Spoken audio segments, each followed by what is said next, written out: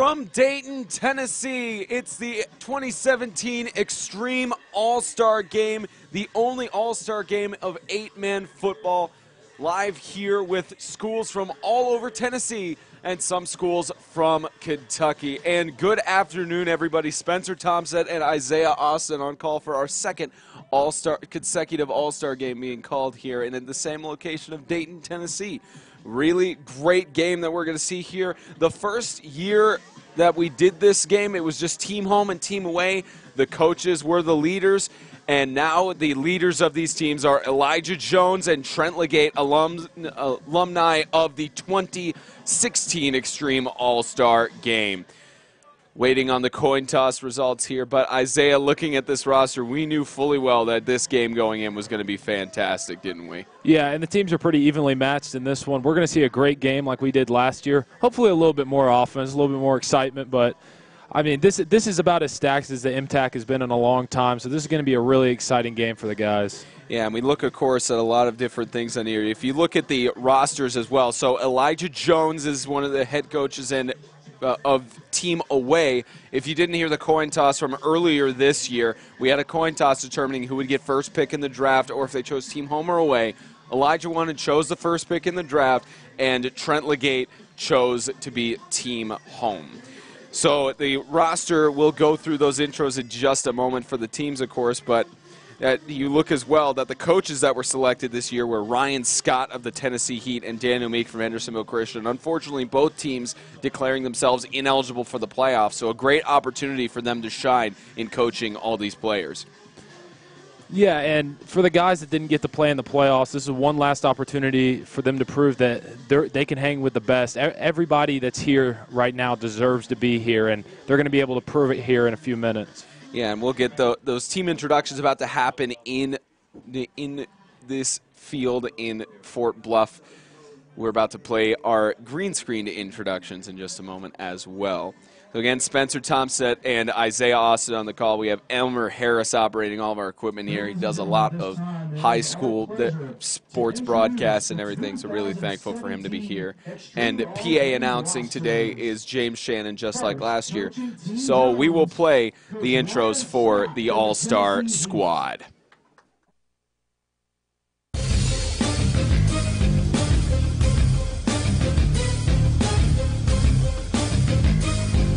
Dayton Weeks, Franklin Christian Academy. Brandon Miner, Franklin Christian Academy. Justin Stensby, St. Andrews Sewanee.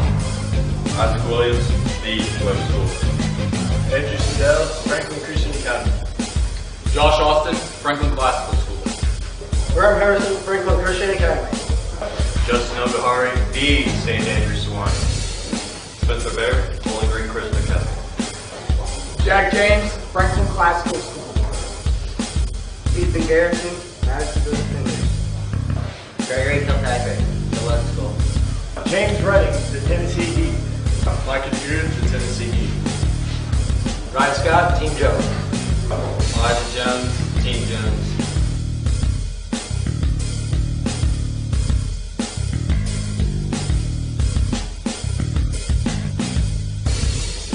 Jake Wright, the Web School.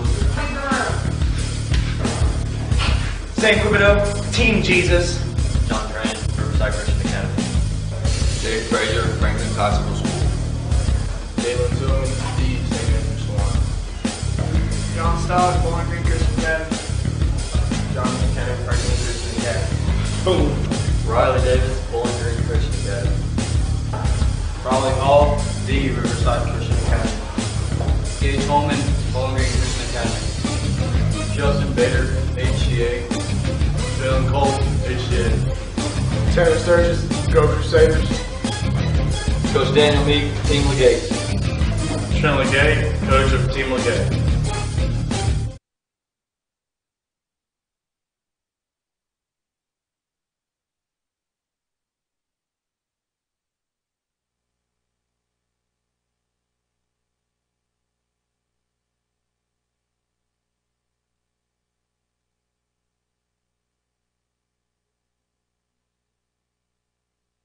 So back live, the team's still being introduced here for the All-Star Game. Now you look at all these people who are introduced. The actual order of the draft, if you didn't see the broadcast back on Thursday, the order was Hayden Weeks was the first overall pick in the draft as Team Jones had theirs, and Jake Wright was the first one chosen for Team LeGate, seniors from FCA and the Webb School. And of course, both of them putting up great stats as we'll go through the rest of the broadcast for you. But a lot of good All-Stars for both teams here.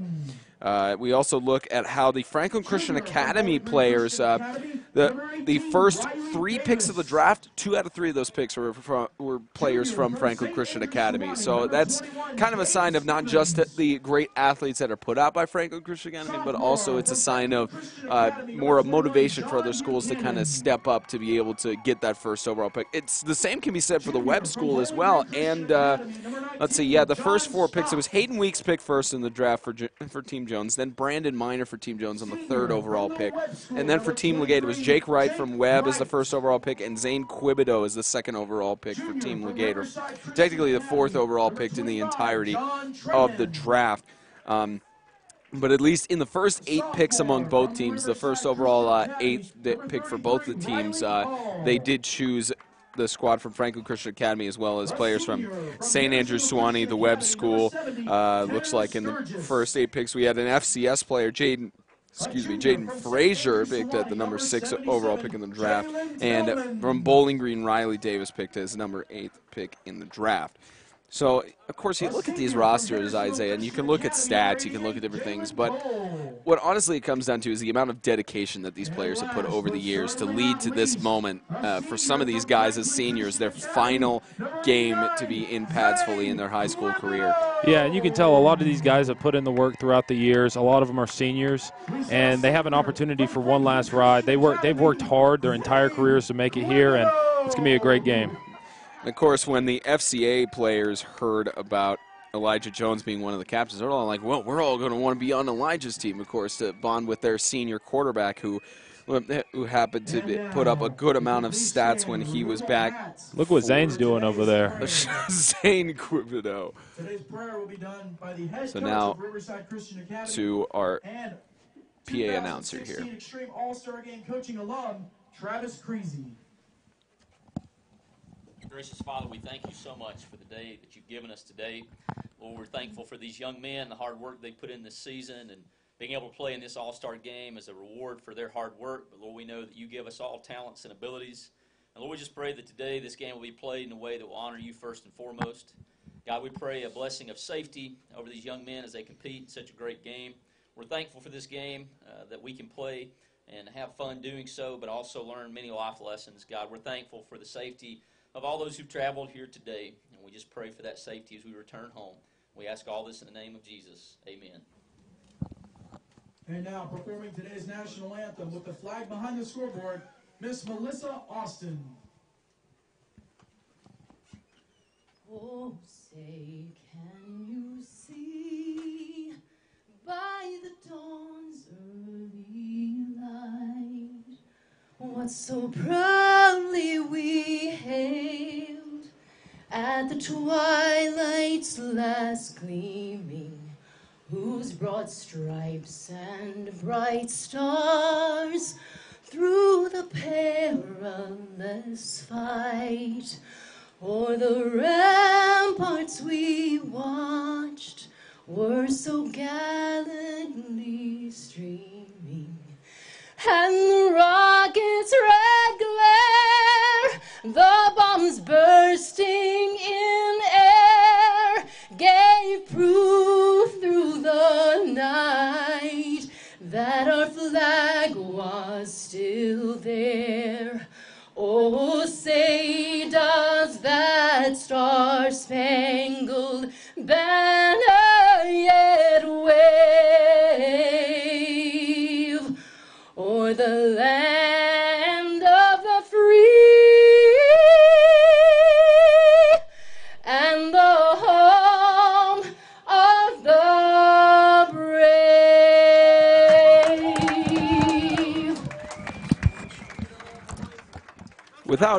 Without boasting too much, I'm sure your mom has a beautiful singing voice. Without boasting too much there, Mom there, Austin, does have a beautiful singing voice. Absolutely. Speaking of Austins, we look of course at your brother Josh Austin, who got drafted to Team Jones. He was a 6th overall pick in the draft. Actually, you double that, I believe, 7th overall pick in the draft, but 6th pick for Team Jones. We'll see how he performs in today's game. Both teams, the All-Stars, getting hyped up. Team LeGate, the home team, led by Daniel Meek and Trent LeGate. And Team Away takes the field now. Or Team Jones, led by Elijah Jones and Ryan Scott. So the 2017 All-Star Game set to kick off.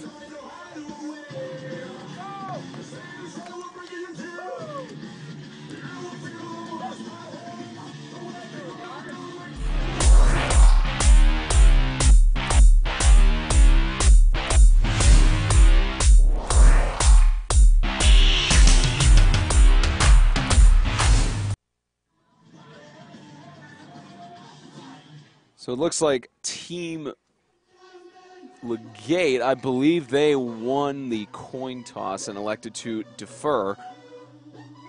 So Team Jones will get the ball to start off.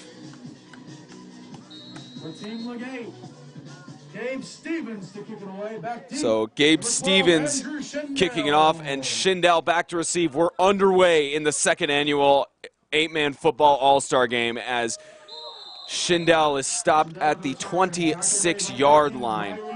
So Riley Davis able to stop him there as Andrew Schindel managed to put up some decent numbers in his offensive career. See what we have here on him. And let me add, it's the All-Star Game when someone can stop Schindel that far back on a kickoff. Yeah, Schindel stopped by Riley Davis on that play. So now the first offensive drive for Team Jones. Their quarterback they're going to have in the shotgun is number 1. That's Greg Kilpatrick, the quarterback from the Webb School, hands it off, run up to the 29-yard line. That was carried by 24 of the Tennessee Heat, but it looks like a fight is breaking out. Several fights, a lot of flags being thrown here. It looks like all-out chaos on the field, as even Elijah Jones is on the field, too, with the fight. And here's tackles, a lot of brawls going on here in the field. And rock, paper, scissors going on here between Quibido and Harrison. Folks, just like the Andy's Coming Challenge last year, you have been pranked. Give it up for the All-Stars. So just a nice moment between both of these teams here. I believe, James Shannon, you definitely planned that one out. There's no way you could have not planned that. Yeah, we could see some ejections coming. There was a little pre-planning. just a little bit, It's like a last thing. Oh, by the way, you're going to do this. And we could see a couple of ejections for that rock, paper, scissor game there. Oh, yeah. Got to keep an eye on that. Yeah, the referees for this afternoon's matchup being good sports about it. We need to get the names of the officials up here. It doesn't look like we have them as of now. So now for some actual football here. It's 2nd down and 6. So Greg Kilpatrick, the senior quarterback, under center. Pitches it to Weeks. There's Hayden Weeks up the middle. Gets a gain of about 3 or 4 yards on the play. So they'll bring it to 3rd down. Now Hayden Weeks, on his total career being a 6-year senior for Franklin Christian Academy, had 2,288 rushing yards throughout his entire football career, including junior varsity and middle school. Managed to also have 41 touchdowns in his career, 48 conversions, totaling to 294 points throughout his 6 years. So Hayden Weeks has been a beneficial party for the Falcons as a rush up the middle. Here's 24 of the Heat. Redding gets down to the 48-yard line. A good rush and a 1st and 10 for Team Jones. So Hayden Weeks. And as we can see here, beneficial James Redding really party finds for the hole on this the one. Falcons. That's what he's been doing all season. He's really, he's a small guy, but he's really agile and can get in and out of those holes. One of the first, I believe the first broadcast we've had instant replay for 8-man Extreme, so a beneficial benefit. I want to thank Elmer Harris for allowing us to have the technology on that, as time is initially called by the side official. They resumed the clock there. Just over 11 minutes left. As Kilpatrick again under center, pitches it out. There's Redding again, running on the right side. James Redding will get the first down a little bit more as a helmet flies off. There's another rush there for Team Jones. Now, James Redding was the 13th overall pick for Team Jones. The 13th overall pick in the draft, I believe. So he is for 2 years he's been with the Tennessee Heat, and he's a junior this year. Total of 18 points on the season with 3 touchdowns and 275 rushing yards. He's already getting some more rushing here. Yeah, and that's not possible if it's not for the block of Hayden Weeks over there on the outside. I mean, that 1-2 punch at running back, that's really underrated there. So here's a pitch to Weeks again on the left side. Hayden Weeks weaving through, trying to get past, and Weeks is going to be brought down for a gain of about 7 yards on the play, 2nd and 3. And of course, Hayden Weeks, a Memphis boy, born September 29th of 1999. And the interesting things about him is him and Graham Harrison played football with each other for a total of 7 years. This is their final game that they'll be playing football together. And they played their first year together on the independent team out of Franklin, Tennessee, the Franklin Cowboys. And Graham Harrison, unfortunately, being on Team LeGate. So they're playing against each other in their final game instead of with each other. Here's 2nd and 3. So here's Redding again, immediately met by the offensive line. He's going to be brought down there.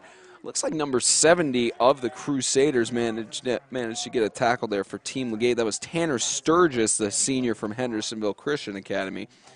And Tanner Sturgis, seeing what we've got here on him. Tanner Sturgis, 5 years on the offensive and defensive line for the Crusaders. Had about 5 sacks on this season, too. You could see it wasn't counted as a sack there, but a loss of about a yard for 3rd and, it's like about 3rd and 3, so it was 2nd and 2 on the previous play. As Kilpatrick fakes the handoff, looking for the pass on the right side, tosses it in the middle, incomplete. That was intended for Jaden Frazier, the senior from Franklin Classical. It's an incomplete pass. And Jaden Frazier as well, putting up some good stats overall in his career. Only 1 year with Classical, he managed to get 5 touchdowns, one of those touchdowns on a kick return. So you wonder why they didn't put Frazier in the backfield for the return instead of Schindel. Yeah, he's a really, really good return man, averaging about 18 or 19 yards per return. He's Mr. Reliable back there. So it's 4th and 3. Kilpatrick is going to hand it off to Weeks. He's maybe going to push through and get the first down. It looks like he's made it past the marker there. We'll see how the referee spotted it and if they need to measure.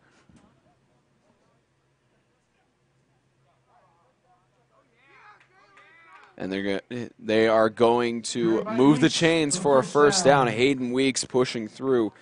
Again, the Memphis kid just keeping his dominance here in the All-Star game. So 1st and 10 for Team Jones.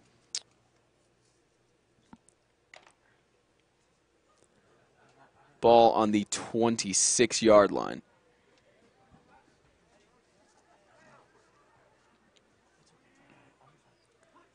So here's Kilpatrick again under center, looking for someone to toss to. Left side, deep toss intended for Schindel. It's caught, cuts back inside, staying on his feet. Andrew Schindel will be stopped short of the end zone, but it's a 1st and goal for Team Jones. We'll see what we got on the instant replay there, but looks like our feed just having a little bit of technical issues here. We apologize for that, but Team Jones getting a 1st and goal. Schindel on the left side getting a good pass and cutting it back inside, trying to make his way into the end zone. He's stopped at the 7-yard line, it looks like. So it's now 1st and 10 here for Team Jones. Kilpatrick in the shotgun. He's got Redding to his left. Hands it off to Redding. James Redding trying to push through, immediately met by the defensive line. And again, that's Tanner Sturgis making the tackle, 2nd and goal. Tanner Sturgis is really clogging up that hole early in this one.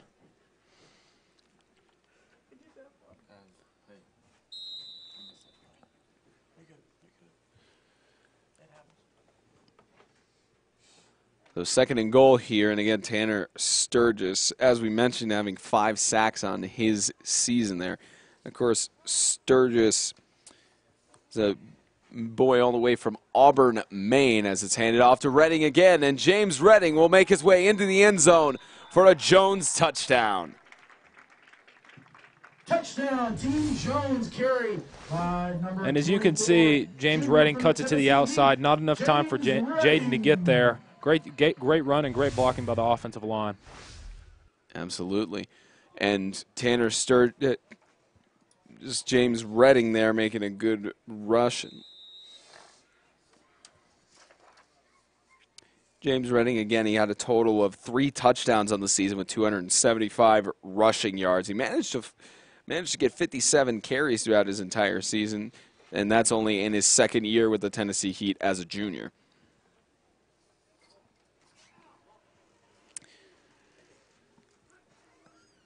Here's Kilpatrick with Weeks, trying to go up the middle, and he'll make his way into the end zone for a 2-point conversion.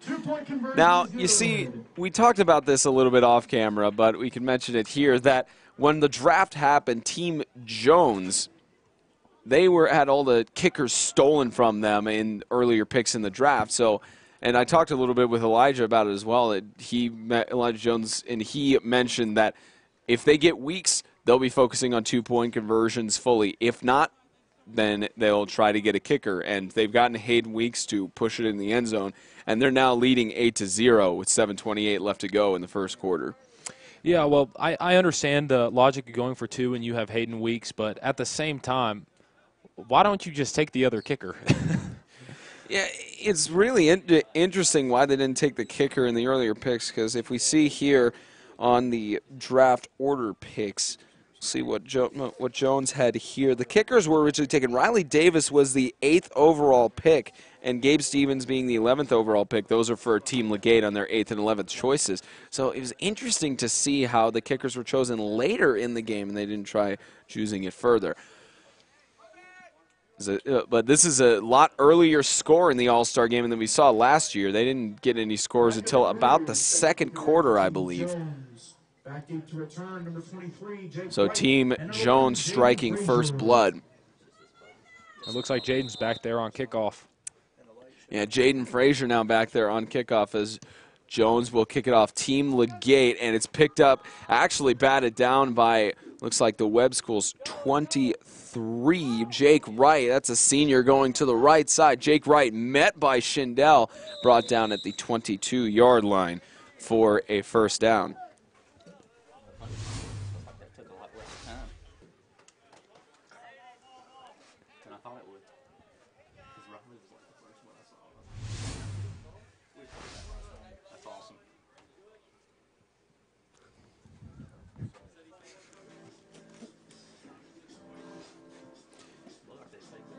So you look at that senior from the Webb School, Jake Wright. He's managed to make a good career for himself as well. He was the 1st overall pick by Team LeGate. He's been with the Webb School for 4 years and a total of 872 reception yards on his entire career. So putting up some memorable stats. Yeah, and a good bit of that coming this past season. He had a great, almost MVP-like season this year. So now Team LeGate, their first time on offense, their quarterback, Justin Bader, in the shotgun, hands it off to Buchanan. John Buchanan pushing for a first down to the 33-yard line. And John Buchanan has really made a name for himself for Franklin Christian Academy. He sat out for several weeks. He transferred from Centennial so that he could focus on his schooling career with a private school instead of public, and he managed to get some good stats on him with 56 total points in one season, 9 touchdowns, 2 conversions, 506 rushing yards in his entire season. And so John Buchanan has made a name for himself so far. Yeah, and it's important to remember he didn't even play in those first 2 games, so his numbers next year are going to be even better. It looks like it will as a rush on the left side. Gage Holman going on the left side, breaking out of all tackles, and Gage Holman is off to the end zone for a Team LeGate touchdown. From the 31-yard line in their own territory, around a 70-yard touchdown for Team LeGate. And as we look at the replay here, Gage Holman, one of the fastest players in the MTAC, he shows his speed there, completely outrunning the defense to the outside. Great run and great play. And Gage Holman, this is only his first year with Bowling Green, and he's a junior, having 18. There looks like 84 total points and 14 touchdowns in his entire season. He's had 3 rushing touchdowns, 4 passing touchdowns, and 3 receiving touchdowns. So he's kind of a jack of all trades at the wide receiver cornerback position. Yeah, and I would expect him to play running back a lot this game, a lot of receiver. He's just a player who can do it all with the specialty positions because of his speed. So here's Gabe Stevens, the kicker from Suwannee, and it's a fake. Webb's going to be brought down. 2-point conversion is no good. I'm surprised they didn't kick it with Gabe Stevens there, as he's made 50% of his regular field goals.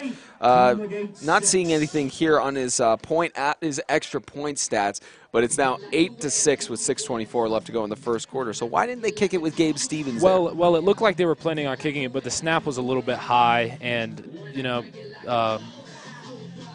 Jake Wright had to make do with what he had. He just tried to get to the outside with his speed, but it got clogged up. The defense knew exactly what was coming. Immediately met by the defense of Team Jones. They're now down by a 2-point conversion. There's a possibility for them to make a safety here, but it's not one of the likely things that they'll be able to do unless they can manage to get the ball stopped within the 10-yard line. And of course, Gabe Stevens is one of the more interesting guys as well. He's a soccer player, and this is only his 2nd year of football. He is. Let me see. Not sure how many years he's actually been with Suwannee, but this is only his 2nd year. This is only his 2nd year of football, and he used to play. And he plays soccer as well with St. Andrews Suwannee. So set to kick off here for Team LeGate is Riley Davis, the junior from Bowling Green. And back to receive is Schindel, as this ball is going to stay in bounds, and Schindel picks it up at about the 4-yard line. Andrew Schindel weaving through, staying on his feet to about the 24-yard line. Tackled by Frazier. It looks like Team Jones is back on the move. You expect them to use the same approach on this series, running the ball down the throat of the defense. It worked last series. I wouldn't expect anything different this time around.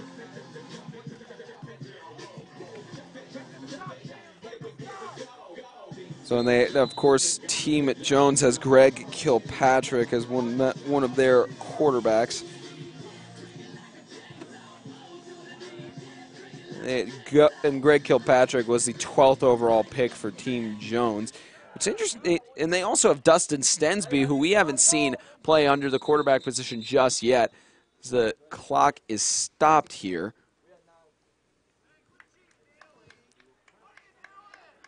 Just waiting to see what the call is here. Looks like white team had 9 on the field. There are 9 people on the field for Team Jones, so they're going to bring this back 5 yards. Oh, it might actually be on the defense here. It was on the defense for Team LeGate. They had an extra man on the field, so they will have to move it up to 1st and 5 for Team Jones. A lucky break there. Thinking it's 11-man football a little bit too much there. Yeah, looking at a 100 by 50 field, it's kind of hard to tell. So good job by the refs there for them to realize that. Here's 1st and 5 here. Kilpatrick in the shotgun. Redding again to his left. Motion on the play. Ball handed off. This is the 20 of Bowling Green, who's running on the right side. That's Spencer Baird to the 45-yard line as the clock continues. It's a 1st and 10 for Team Jones, and Spencer Baird has been able to put up some good stats for himself as well. This is his 3rd year at Bowling Green Christian. Managed 35 total points in his career with 5 touchdowns, a total of 352 reception yards. And the interesting thing is, at least on this season, actually these stats may only be for his 2017 year. They are. So he had 352 reception yards in the season. He had no rushing yards whatsoever, getting a little bit of rushing going into this game. As here's motion again on the play. Kilpatrick fakes it, tosses it out to Redding. Looked like he could have tried a flea flicker there as Redding loses the football, and it's picked up. I believe they overturned it. It was picked up by Riverside's 33. Riley Hall, the sophomore, picking up the fumble there. It's a 1st and 10 for Team LeGate. And great defensive play by, it looks like, Jaden Frazier and number 77, Jalen Tillman on that one to force that fumble. Great defensive stop. They needed that. And Riley Hall, of course, he's been at Riverside for 7 total years, and he's a sophomore. He's had a total of 62 points on his career, let's see what we got here, 494 rushing yards in his career. He's had also 129 total tackles on defense. Nothing on fumbles or such, but he's gotten a fumble recovery there. As here's a handoff to Buchanan going on the right side. Buchanan is met by Minor, one of his team members, tackling him there on the 47-yard line. Make it about second down and 5. So Buchanan being met by Brandon Minor of Team Jones. Of course, Brandon Minor was the 2nd overall pick in the draft for Team Jones. As a boy, he was born in Nashville. For 4 years, he was an all-conference player from 2013 to 2016. And he's been the league leader in sacks from 2014 to 16. They moved his position this past season for the Falcon squad in 2017. So that may have contributed to why he did not get as many sacks to lead the league as he did in prior years. Yeah, and he's been a great player for a number of years. He's always been one of the best defensive ends, if not the best defensive end in the league. So expect great things out of him this afternoon, and hopefully he plays some offense because he had a great offensive season. Here's Bader with the pass down the right side. It's just past the hands of Jalen Cole from Hendersonville. Incomplete. 3rd down and 5. It's a gutsy move to do a big toss down there, and if only there was a diving catch attempted by Jalen Cole, may it have been caught. Yeah, it looked like he got maybe one step on the defensive player. Was a good throw, just could have thrown it a couple of yards shorter. That would have been a big play. Could have made a reception there. We're under the 5-minute mark here in the All-Star game. Of course, Jalen Cole had about 8 touchdowns on his year, and this is his first and only year with Hendersonville as he's a senior. He's managed to get 8 total touchdowns on the season.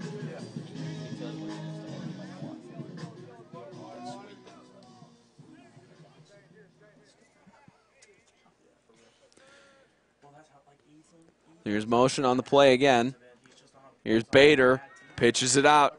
There's from Riverside 25, immediately met by Madisonville's 87.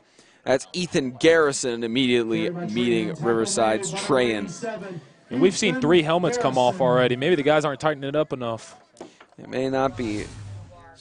As we look a little bit here at Madison, the only player from the Madisonville Defenders selected to the All-Star game, Ethan Garrison. He's born in Madisonville, Kentucky, and he actually goes to Dawson Springs Independent School. And one of the cool things about Madisonville is they're an independent team just like the Tennessee Heat. And he saw a flyer at their school, and he wanted to participate because that's the only time that he has participated. He wanted to play football for a long time, and he saw a flyer there for the Defenders. So they're an independent team. And here's Bader being pressured. Toss to Buchanan. Buchanan cutting it back inside, managing to avoid tackles here. He may be able to get the 1st down conversion. He does, but Buchanan stiff arms, and Buchanan is still on his feet into the end zone for a touchdown. You can't talk enough about John Buchanan and making his name on this season, man.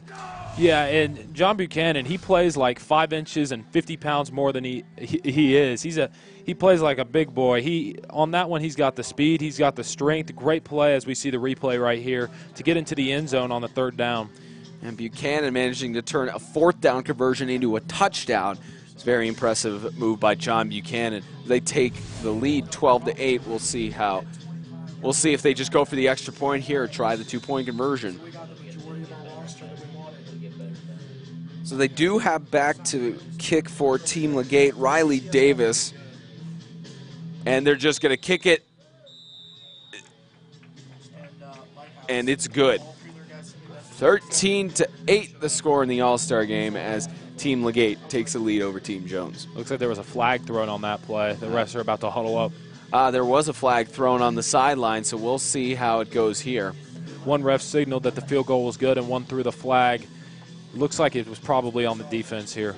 It's a false start called actually on the offense, so they're going to move this back 5 yards, wondering if they're going to retry the kick or go for the 2-point conversion here. I'd say they probably redo the kick because they have a really, really good kicker, and the chances of them getting this 2-point conversion backed up this far are pretty slim.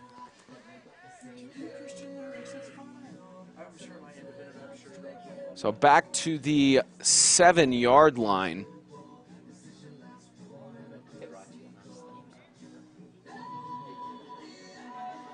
And they are just going to attempt the field goal attempt here. The referee blowing his whistle on the sideline. Just waiting to see what the ruling is here. Okay, so the ball was just a little bit off center for the spot. Gabe Stevens to kick.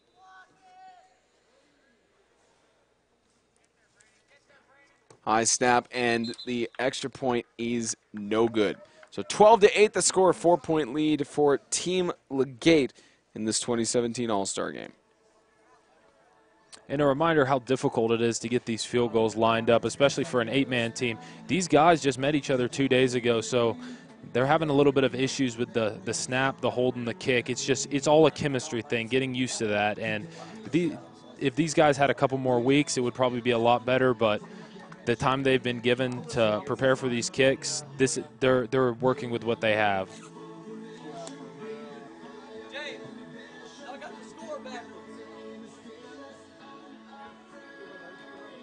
Yeah, that's on purpose, Coach. Us. We're in the lead. We have 2 touchdowns. They have 1. Both of ours are sophomores. We have the lead. We have 2 touchdowns. So here's a kickoff to Schindel in the backfield. Here's Schindel staying on his feet. Andrew Schindel only being chased by the kicker here, but still weaving through. Schindel down to about the 47-yard line. Returned by Schindel across the 50. Frazier doing a little bit of what he did earlier in the season not sure which game it was, you could remind me, but it was in one of his games that he stripped the ball at the last second. And they're just correcting the scoreboard here, actually. It's a lead for Team LeGate as they are the designated home team. So it's 12-8 Team LeGate. They're the home squad. Yeah, and actually a fun fact, Jaden Frazier had 4 fumble recoveries on kickoffs this year, and we didn't, as playing for FCS, we didn't kick any onside kicks. They were all deep boots that he was just able to run and grab the ball before they could get control of it. You guys didn't even try one onside kick in your season? No, we always squibbed it. You guys managed to have some recoveries there as it's pitched to Redding. Here's James Redding on the right side again. He's going to be pulled out of bounds. Redding on the carry for the Team Jones first down. The first down for Team Jones as Gabe Stevens, the junior from St. Andrews Sewanee, stopping him. And as we see the replay, Gabe Stevens, you know, we talked about this on the broadcast last week, that when you get him as a kicker, you're not just getting a kicker, you're getting an excellent defensive player and somebody who can stop the run and the pass. Broadcast last week? The mock draft. That's right. You guys talked about it on the mock draft. 1st and 10. It's Kilpatrick with motion on the play. He hands it off again. Here goes Bowling Green. Trying to rush it on the left side there. Spencer Baird gets a gain of about 2 yards on the play. 2nd and 8.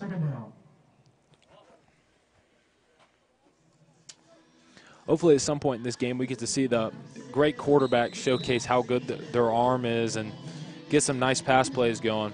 Yeah, it's interesting to see that Dustin Stensby has not come into the game yet as quarterback yet, as he was the senior for St. Andrews Sewanee. Let's see what we have. Yeah, Stensby in his 4th year at Sewanee with a 46% completion rate. The toss by Kilpatrick on the right side, incomplete, attempted for Baird. It'll be 3rd down and 8. I expect to see a full team swap with Team Jones. As going to a couple of their practices this week, they were running a 2-team offense, rotating them in. So I would expect to see a complete team change probably in the second quarter here.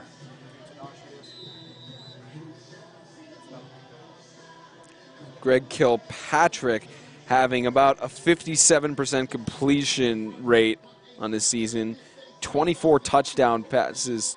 Well, actually, those are his career stats, 57% completion rate, 24 total touchdown passes on his career. So he hands it off to Hayden Weeks. Weeks trying to weave through.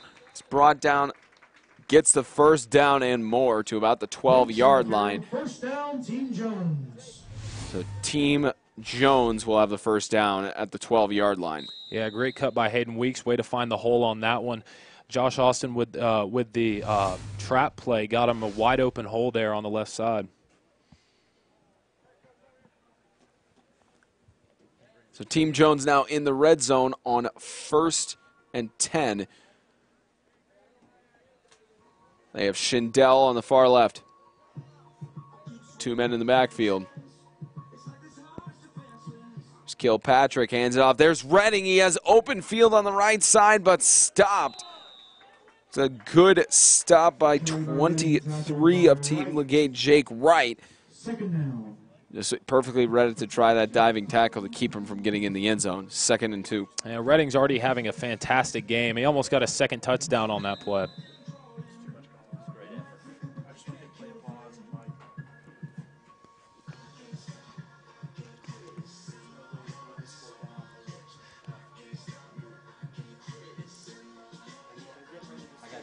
Here's 2nd down and 3. Ball on the 6-yard line. Looks like it's Kilpatrick pitches it to Weeks. Weeks trying to cut back inside, chased by Quibido. Hayden Weeks weaving through and goes into the end zone for a Team Jones touchdown. And you see the all-star IQ from these linemen. They see that cut, and they're able to contain them to the outside just for enough time for Hayden to get to the outside. When the play broke down, when he got to the left side, they held their blocks, and he got to the right side.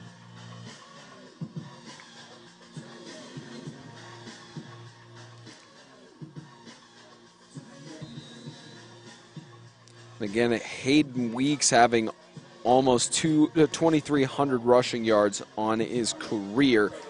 6 years of football for him. He's managed to score almost 300 points. And again, we can fully expect who this 2-point conversion is about to go to. Oh, and Fake it goes to Hayden Redding. Weeks, says Kilpatrick on the right side. It's complete to Baird. 2-point conversion made as it's 16-12. Jones takes the lead with just under a minute left to go in the first quarter. And we see the #1 passing quarterback in the MTAC connect with his all-star receiver Baird on that one. We thought it was going to Weeks, and probably so did the defense, and that was what opened up that pass play to the outside.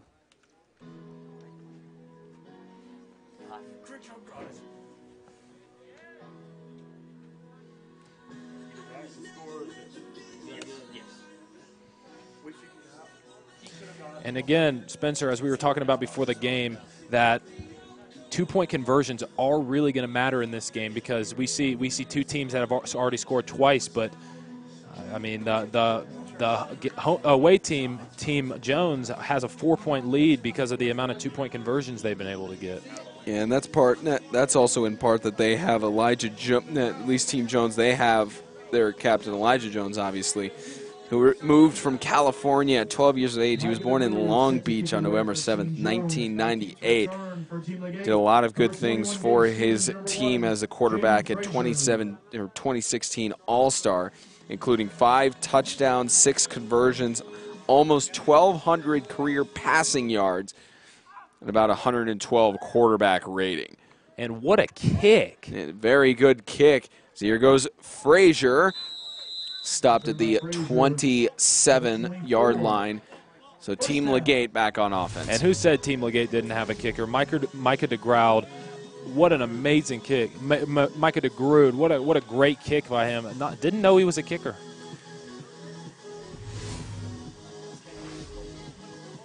Now, Micah DeGrood actually on Team Jones. They kicked off there. The Team LeGate, so He's saying who thinks Team Jones doesn't have a kicker. It looks like they do with Micah DeGrood.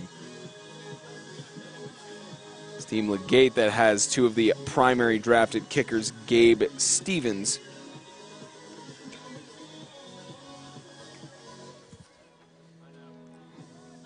and Riley Davis.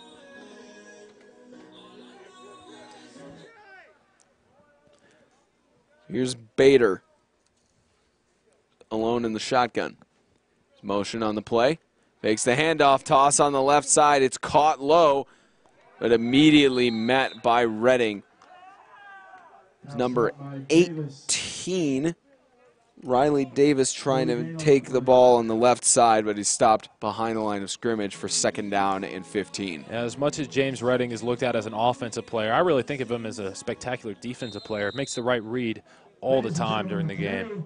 Being Veterans Day, if you are a veteran of any branch of the armed forces, please make your way to midfield in front of the press box. Again, if you are a veteran, please make your way to midfield in front of the press box. Thank you. PA announcer reminding us today being Veterans Day as the quarter expires. It's 16-12, Team Jones leading Team LeGate in the 2nd edition of the Extreme All-Star Game.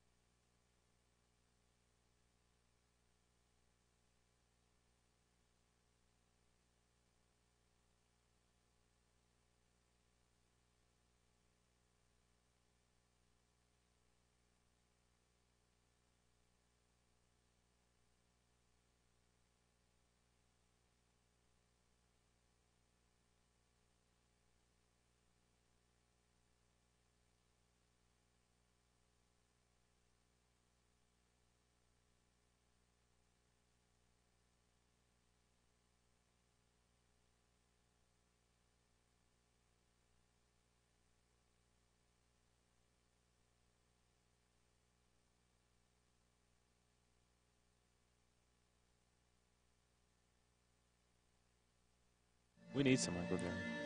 We definitely need some Michael Jackson in this music playlist here, of course. Yeah, we definitely need Michael Jackson here in the All-Star Game. Don't have any yet as Buchanan runs up the middle. It's to about the 23-yard line. As they switch sides of the field, it's about 3rd down and 10 now. And there was no hole there. He found one even though there wasn't one. That's one thing you get with him.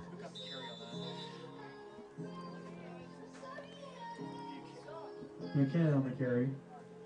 2nd down. 4th down.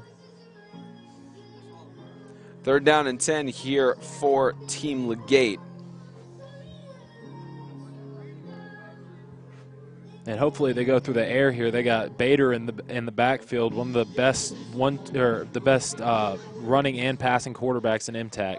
Here's Bader again, toss on the right side, picked up by Buchanan, trying to push through to the 1st down, but they're going to call him for forward progress. Is that going to be a 1st down? It looks pretty close. They may have to bring the chains out to measure it. Oh, and they're going to give him the 1st on that, it looks like. Yep, they're going to move the chains for a 1st down.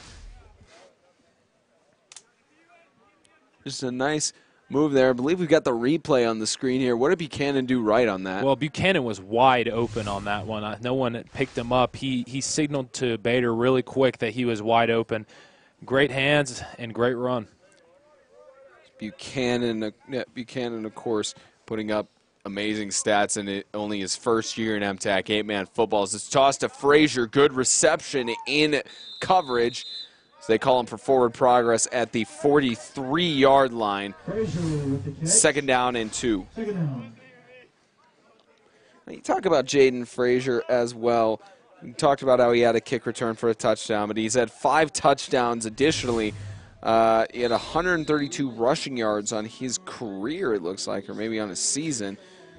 And he also, looking here, 42 total points on his season, so he's done a lot on offense and defense. Yeah, he has. And against FCA this year, he actually filled in at quarterback and threw a few passes and ran the ball. That there aren't stats for that game yet, but, I mean, he was dominant for us this season. So here's Bader again, toss deep on the right side, open field, no one covering, and they rule him down by contact. That's right, the high school rule is if you catch it and you're down by contact. So Jake Wright making the big reception at the 30-yard line. Big gain, and we'll see the replay here, just alone on the right side. And how can you let Jake Wright get that wide open? That's a big fault on the defense, and great catch by Jake Wright. Looks like they're trying to hurry up offense here as Bader hands it off to Buchanan. Brought down for maybe a gain of a yard on the play. 2nd down. That's Ethan Garrison from Madisonville. Yeah, again, from Madisonville, the guy at 6 foot, 220 pounds, just keeping his dominance on the defensive line. Here's now 2nd down and 10. Here's Bader on the left side, incomplete pass. It's intended for Riley Hall. And Riley Hall, of course, having the fumble recovery earlier. You know, you look at Riley Hall as well. He's primarily a running back and a linebacker who's been there for 7 years. And, you know, he's had almost 500 yards on his rushing career. So he's put up some good stats for Riverside as well to get him to this All-Star game. Yeah, and he's tough as nails. He's one of those guys that you can expect to play all 48 minutes of the game, and he's going to give his full effort to the last buzzer. And, of course, with Riley Hall, you look at something really cool as well for him. Look at Riley Hall. He said he has 14 pairs of sneakers, and he has a full rack on one of the walls in his room dedicated to hang all of his sneakers. He certainly used them all in almost his 500 rushing yard career, as it's incomplete, intended for Hall again. It was good coverage by Minor, as it's now 4th and 10.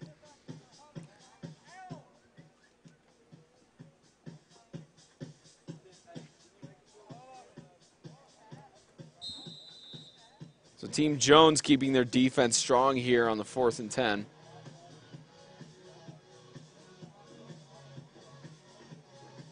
Yeah, this is a great opportunity for Team Jones to get a big stop and get up by a touchdown and a half. You know, if they can time it right, they can go into halftime with a touchdown and a half lead. That's going to be huge for them in the second half as they start rotating players in. So here's Bader in the shotgun with Buchanan to his left. So rush on the right side. Motion to the right side as Bader avoids a tackle from Garrison. Bader running on the left side. Bader chased down by Schindel and brought out of bounds at about the 13-yard line. And he'll gain the 1st down and more. Team LeGate is in the red zone. Let's look at the gain on that play if we can. Yeah, and looking at the replay here, Justin Bader, one of the best running passing quarterbacks in the league. He can do it with his arm, but he can also do it with his feet. Yeah, he's just doing incredible there. I want to thank Elmer Harris again for operating all of our technical side stuff here for instant replay and camera stuff. This is his 2nd year broadcasting the All-Star Game, and he's done a lot of high school games as well. He's doing a fantastic job. Just look him up. You might be able to get him to broadcast your event. Doesn't matter what it is. It's a rush up the middle. John Trahan, the junior from Riverside, trying to get up there. Yeah, John Trahan's at quarterback now. He played that for Riverside when their #1 man went down. He did a pretty good job, I'd say, for someone who hasn't played quarterback before. Yeah, and he's a 5-year. He's been with Riverside for 5 years, and in his senior year, on his career, he had almost 1,200 rushing yards, 105 pass yards, 600 yards receiving. And he's accumulated 150 total points with 23 touchdowns and 12 conversions out of a 5-year career with the Riverside Knights. Not too shabby, I would say. Not at all. He's had a great career with them. Yeah, that's in part thanks to Coach Travis Creasy of Riverside, who's kind of helped with that. As Bader fakes the handoff, looking for a pass on the left side to Frazier, but ball short and incomplete. It's now 3rd down and 12. Incomplete pass. Yeah, and if you'll notice, 3 of the defensive players are on the Tennessee Heat, a team that didn't have a great season this year, but it just proves to you that their future is bright, not having any seniors represented here. They're able to stop this all-star team, get them to 2 third downs on this drive, with half of their team being on the Tennessee Heat. Yeah, the Tennessee Heat, I believe they had 1 or 2. They had 1 senior this year. They had 1 senior this year, so they have a really young team going into next football season for 2018. The same could be said about Bowling Green Christian Academy as well, because they had a few seniors this year, and they have a lot of sophomores and juniors rising up. And that's what Trent LeGate has mentioned on Extreme Radio, built by MDI Construction Inc. a lot, is that he specifically mentioned he thinks Bowling Green is going to be really dominant next year because of the youth that they have. Yeah, Bowling Green's a really young team in the players and the organization. Their team's only a couple years old, and their first year, the only where they could go is up. And, of course, as we see now, they have gone up. They are one of the most respected teams in the MTAC. As Bader scrambles around, avoids a tackle there, tosses it to the right side. It is caught for the touchdown. It's a completed catch for Riley Hall of Riverside. A fumble recovery and a touchdown reception. Incomplete. 4th down. And as we see the replay to see if that ball hit the ground or not. Well, the referees ruled a touchdown there. You know, we could play instant replay for them if they wanted us to. Oh, that definitely bounced. Maybe that's something to ask the A-Man Extreme All-Star Committee about instant booth reviews. We could probably do that next season, or the next All-Star game. We could probably implement that, and the coaches could have challenges if we wanted to. That's something we could likely implement with those abilities there. The 2-point conversion attempt is coming up. It was still a great play either way. It was a great catch. Even though it did bounce as it went into his hands, it was still a great play. Actually, it looks like they have it ruled 4th down here, so maybe they ruled it incomplete, it looks like. Oh. So the officials actually did rule it incomplete. Our apologies. We thought one of the side judges signaled touchdown. I believe he was overruled by the referee. So it's a timeout called by Team LeGate. So it's going to be 4th and 11.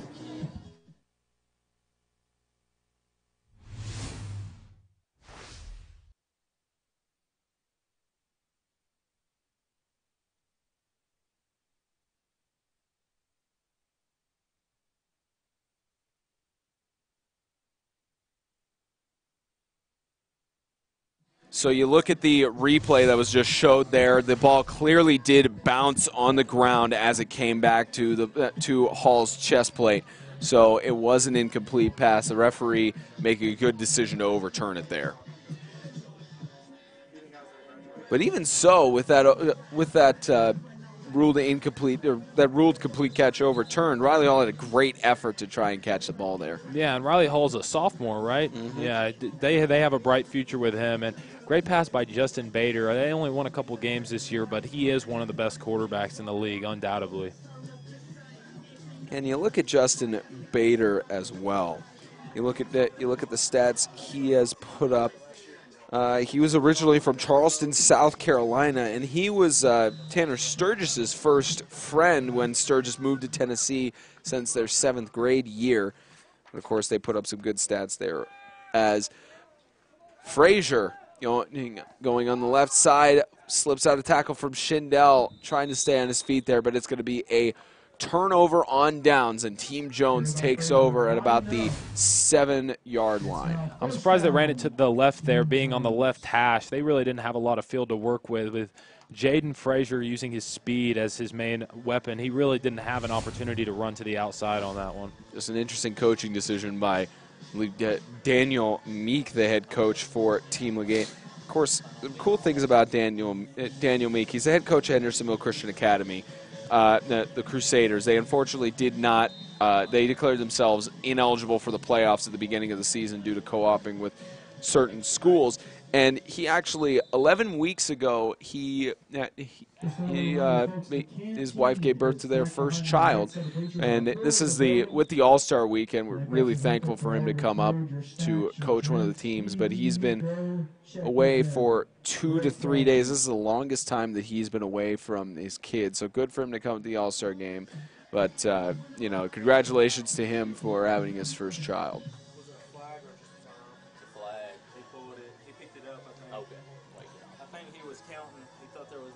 It looked like the official waved a flag there as they were counting all the men on the field.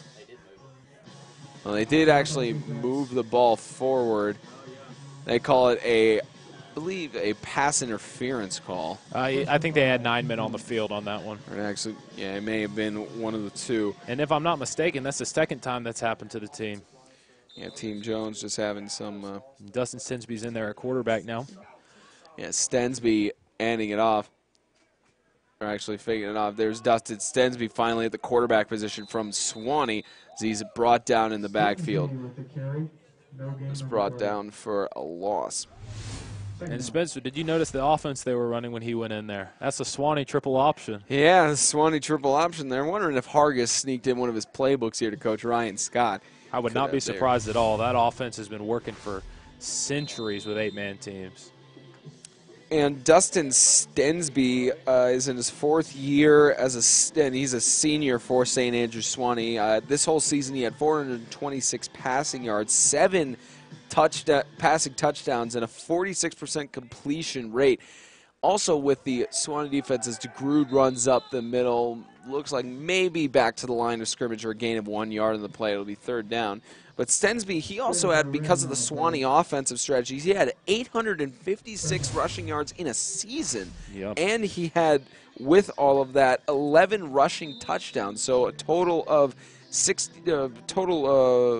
Looks like if that's 11 rushing touchdowns, he had about 66 points total by himself, without it counting, the touchdowns credited to the receivers. Well, Swanee made it clear early on they were going to be a downhill running team that would take time off the clock and get defensive stops. That was their bread and butter this season. Here's Stensby in the shotgun, is immediately met and brought down for a sack, but the ball is loose, and I believe Team LeGate fell on it. By his best friend, Jalen Tillman. Looks like Jalen Tillman recovered the ball, and Team LeGate gets the turnover on downs. Let's see if we got the replay here on this one. Yeah, and Jalen Tillman absolutely swoops in and takes down quarterback Dustin Stensby on this. I'm sure this has happened at practice a few times, so Dustin just doesn't think too much about it, just jumps back up. Yeah, and Jalen Tillman, he had 2 sacks this season. Looks like 15 total tackles on the offensive and defensive line. But Jalen Tillman from Baltimore, Maryland, at 6'2", 290 pounds, he skips lunch during the school day. He doesn't eat. That surprises me. Yeah, he doesn't eat lunch at all, but certainly it's not making any difference for him as he gets that big sack. He just normally eats breakfast and dinner on his daily routine. So certainly it's not making any difference to him whether he has lunch or not. Yeah, and Jalen's an interesting guy. He's a big guy sitting at 6'2", 290 pounds, but he's one of the most agile guys, surprisingly, that you'll ever meet. I remember a couple of days ago, he hurdled one of the fences here. Yeah, a lot of players have been able to do that as he hurdles the fence, and brought down in the backfield is Gage Holman from Bowling Green. It's a big loss on the play as it's now 2nd down and goal at the 10-yard line. Now, of course, Gage Holman as well. He's put up some decent stats with Bowling Green, as we mentioned. He had 224 passing yards, but more importantly, 657 rushing yards on his career, and 3 rushing touchdowns have resulted from that, as well as he's passed 4 touchdowns and has received 3 touchdowns, managing to get 84 total points on his career. And the interesting thing about Gage Holman is Bader tosses it incomplete, intended for Frazier, 3rd down and goal. The interesting thing about Gage Holman as well, that any of the teams they faced, the other opponent coaches kept yelling number 7 that covered. They're saying cover 7, and it would usually result in a touchdown anytime the coaches said that. So nobody could cover him. Yeah, if you're not up on Holman, he's gonna outrun you. He's faster than the speed of light. So really fast player for the Bowling Green Christian Academy Warriors. And again, he is a junior, and this is his first year with Bowling Green Christian. He'll be a senior next year, so hopefully he'll be able to lead his team to a more positive record season. I believe they finished 5-4, the Warriors of Bowling Green. Yeah, and if you could have seen that Bowling Green team a couple of years ago, you would scratch your head at, wow, this is the same team. They've really made strides as a young team. Buchanan runs into the end zone for a Team LeGate touchdown. John Buchanan, again, just showing his dominance there. Is that it? And John Buchanan with his 2nd touchdown of the night. He's really, really taking this game over. He's only a sophomore, and he's only going to get faster and better. And we'll expect him to see him next year and the year after that here, one of the best players already in the MTAC. Yeah, and one could argue as well with Buchanan, if he had played the full season with Franklin Christian Academy, if he had the efforts, he could have easily been the league leader in rushing, potentially. Yeah, statistically, I think that goes in his favor. I mean, obviously he may have had some growing pains getting used to the new 8-man system, but he seemed to get acclimated pretty quickly. And Gabe Stevens' extra point is blocked. It's no good. He took a little bit longer to go for that extra point kick there. As it's 18-16, LeGate leads Jones with just under 5 minutes left to go before halftime.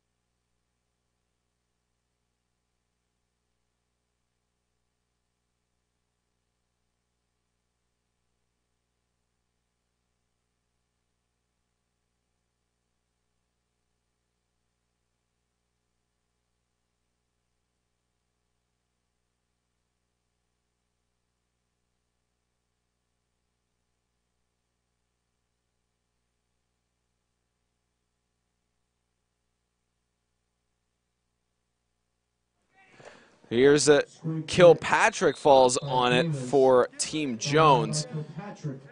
It's interesting to see Kilpatrick on there on the kick return. You didn't see that very much for Webb this year. Mostly at the quarterback position where the Webb School and Coach Adam Feldberg put Kilpatrick. Actually, I believe Kilpatrick managed to get some other stats there. But, of course, Kilpatrick, you know, he's at 6 foot, 150 pounds, originally born in Columbia, South Carolina. He's a basketball and baseball player, where the Webb School only has football and some of their middle school sports in MTAC, but the rest of their high school sports are in TSSAA. As Stensby fakes the handoff, ball lost, and it's fallen on by Team LeGate, turned over. And there's number 18, Riley Davis, turning it over there. Just an unfortunate mistake made by Team Jones. And you see the replay here as well. It's just an unfortunate missnap there. Yeah, and although this is the All-Star game, you can tell Dustin Stensby is ultra competitive. At the basketball tournaments this week, he was the only one taking it seriously because he wanted to win so bad. you expect him to get back in there the next drive and try to take things back over because he doesn't settle for mediocre. Yeah, and of course, Trent LeGate has been leading this team so far. He's leads by 2 over Team Jones, and Trent LeGate, an alumnus from Pleasant View Christian School, who now unfortunately does not have a football program. They withdrew earlier this year. As Bader, the conversation there with Davis, trying to get him to switch over to the receiver position. And they got to watch the play clock on this one. Mm-hmm. The ref looking at his watch there as probably they're going to get a delay of game call here. As they actually don't. Just got it off in time as Bader tosses it over, and it's incomplete. 2nd down. But as I was talking about with Trent LeGate, you know, he's an alum of Pleasant View Christian. He's at 6'1", 278 pounds. He was born in Tennessee. Doesn't remember what city he was. But only Trent. This is a direct quote from him that on the Pleasant View Christian School Warrior Squad, it was that they were used to losing, unfortunately. And he said any time that Pleasant View had a game win, it was like the Super Bowl to them. Yeah, you got to feel bad for Trent that had an opportunity to play college football but was on a team that never won a game in his last 3 years with the team. So you got to feel bad for Trent in that they weren't able to get the win, but hope that if he continues to play in college coming up this next year, he'll have a successful outing. Well, more of you got to feel happy for Trent that he was on a losing team and managed to go to college as Bader tosses it deep into the end zone, but way overthrown. It looked like it could have been intended for Frazier there. So just overthrown. It's incomplete. A little bit of miscommunication from the receiver and the quarterback there, but can you blame them? They've had 2 days to practice. This kind of thing will happen. I feel like Team LeGate has been playing really well on offense, and they're going to get all this together at some point. Hopefully they'll be able to, as Team LeGate trying to get a 3rd down conversion here.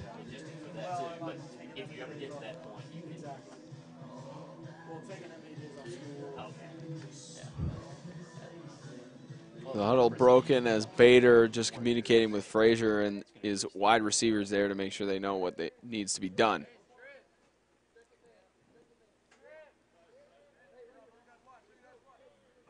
And, of course, Daniel Meeks trying to coordinate where they're supposed to go for their routes. And you mentioned they didn't have enough time to practice. Quick toss to Frazier, taking it back across, managing to cut over to the other side. He's managed to do that on the regular season, skilled with that. Being chased, and Frazier is going to push for the 1st down. Definitely want a replay on that, but Jaden Frazier, he's been able to do that all season. Yeah, that's what he's done all season. I mean, sometimes it doesn't work, but here we see at the replay, great cut to get across the field and great blocking, a great block there by Jalen Tillman. And you know, receivers, you don't see that very often. Receivers holding their block till the whistle, giving him an opportunity to make that cut. Again, Jaden Frazier, as we mentioned, he has been a very huge benefit for the Classical Knights. Even though you guys didn't make the playoffs, he was a good offensive weapon for you guys. And Frazier, of course, he was originally born in Orlando, Florida, back in September 6th of 1999. And, you know, Frazier as well, he mentioned that FCS, you guys tried to get him on your team for 3 years. The school was trying to get him to go to FCS so he could play on their team and such, and he's finally decided it was his senior year and he needed to join the Knight squad. It certainly benefited you guys well. Yeah, absolutely. And even though we didn't have him for sophomore or junior year, he was a great addition to us even for 1 season. Good catch by Jake Wright with the pass for Bader. Loses the ball, and it's picked up by the Madisonville Ethan Garrison. Unfortunately, Jake Wright just not holding onto the ball there as Ethan Garrison gets the fumble recovery, and Team Jones is back on offense. A great play by Garrison there. Madisonville didn't have a great season, but I'm sure he's hoping they come out with a win here tonight for his last game. Yeah, Ethan Garrison just making a big defensive play there. And again, you know, for to go from what he has gone from, let's see, let me get his stats up here. To go from what the Madisonville player Ethan Garrison has gone from, you know, he played for the Defenders, who who did not get a victory on the season, and he goes to Dawson Springs Independent School. For him to turn around and to be able to play in that game, it's amazing. A ball kind of fumbled there by Weeks, as he's brought down about the 2-yard line for a loss of a lot of yards on the play, actually. There seems to be a lot of communication in the backfield, miscommunication in the backfield. Don't know if it's a snap, the handoff, or what it is, but they need to get this figured out. Yeah, something needs to be figured out here, as I believe they did call a timeout here. It was a smart timeout. Team Jones calling the timeout with 2:56 left to go before halftime. LeGate leads by 2.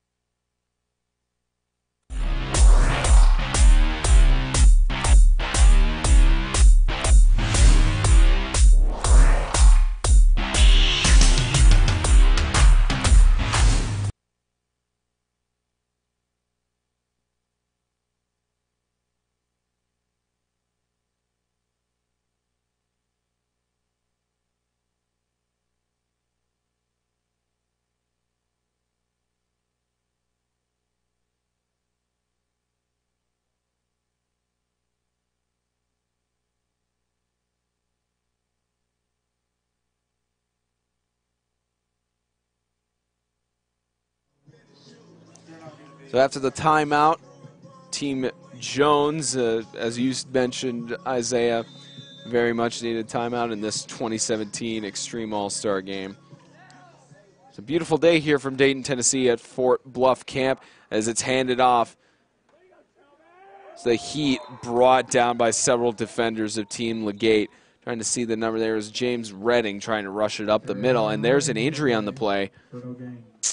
Looks like Jalen Tillman, the junior from Swanee, slow to get up a little bit there. He's pranking his teammates there. He's like, I'm just messing with you all.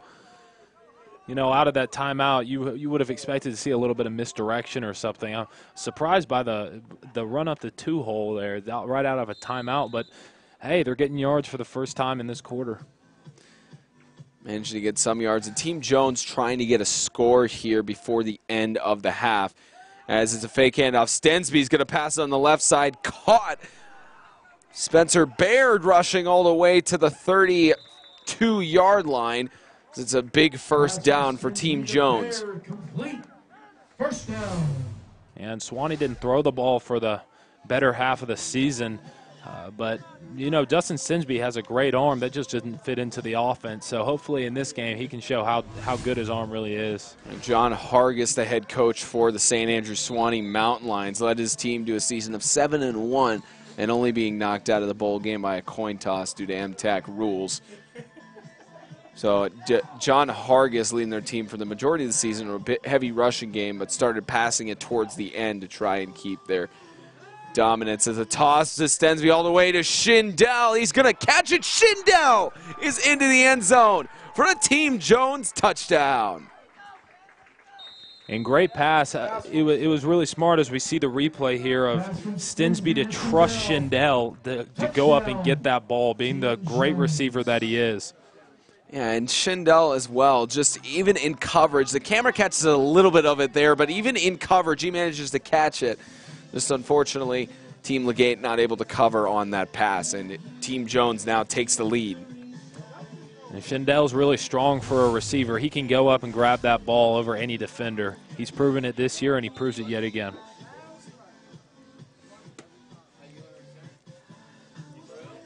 So we'll see another 2-point conversion attempt here for Team Jones. They hand it off to Weeks, and he breaks the play into the goal line. It's 24-18 with just under 2 minutes left to go before halftime. Team Jones takes the lead by 6. Team Jones 24. Team LeGate. We want to thank you once again for tuning into this broadcast of the 2017 Extreme All-Star Game live from Dayton, Tennessee at Fort Bluff Camp. Spencer Thompson and Isaiah Austin on call. Elmer Harris operating our equipment here. James Shannon on the PA system call here. Scoreboard by Travis Creasy, the Riverside head coach. And I think it was smart of Coach LeGate going in and getting all these linemen because, you know, they've scored. Both teams have 3 touchdowns, but one team has been converting on 2-point conversions, getting to 2 yards there, and one hasn't been able to convert. So that was really smart of them looking back. Beautiful day here in Dayton, Tennessee. See if I can get an actual temperature reading here.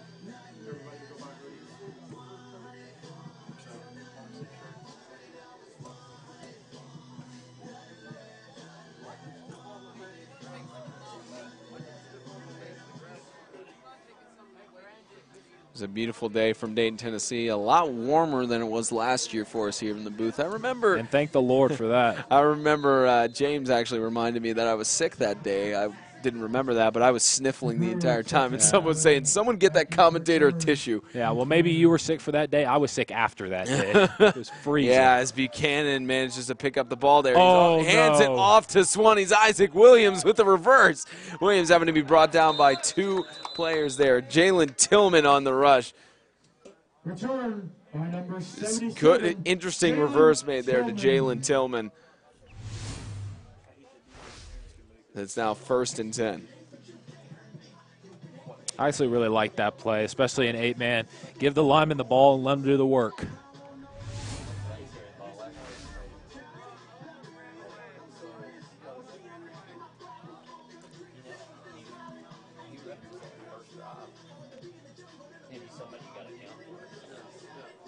It's a 53-degree day here, completely sunny skies throughout the rest of the day here in Dayton, Tennessee. Some really great temperatures. As Team LeGate will have 1:45 on the clock to drive down the field. They could have a lot of momentum going into halftime, especially if they get the conversion on this time.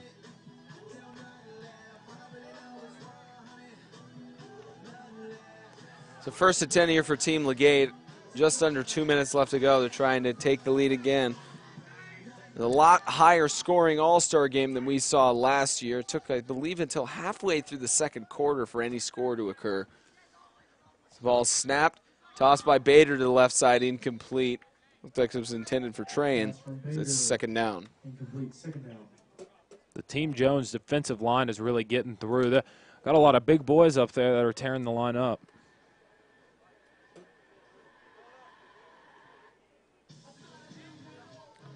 So 2nd down and 10. Only 5 seconds taken off the clock for that incomplete pass.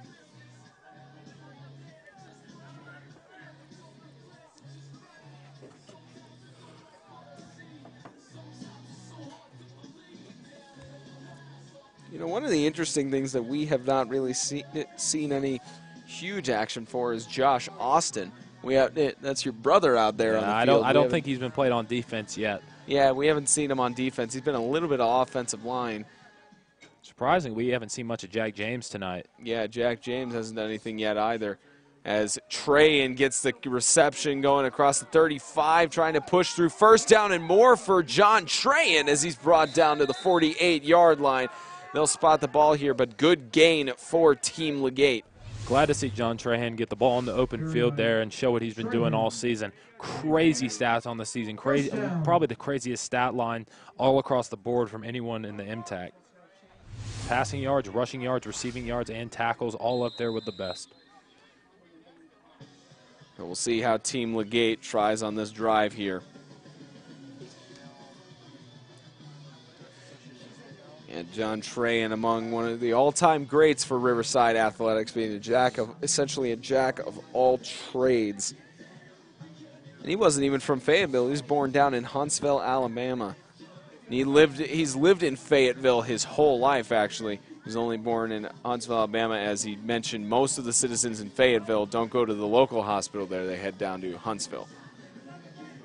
That's interesting to say about the other Riverside guys. Well, Riley Hall, I believe he was born in the Fayetteville Hospital at that time of his birth. And Team LeGate just took about 40 seconds off the clock getting prepared for this play. And that's a good catch. There goes 18. Riley Davis all the way into the end zone almost, but good stop by Andrew Schindel to prevent the touchdown as it's down to about the 4 or 5 yard line, but a huge gain by Riley Hall as we look at the replay here. Yeah, and good for them to get that big play. They chewed off a lot of time on the clock getting prepared for that play. So good for them that it worked out, and now it's 1st and goal.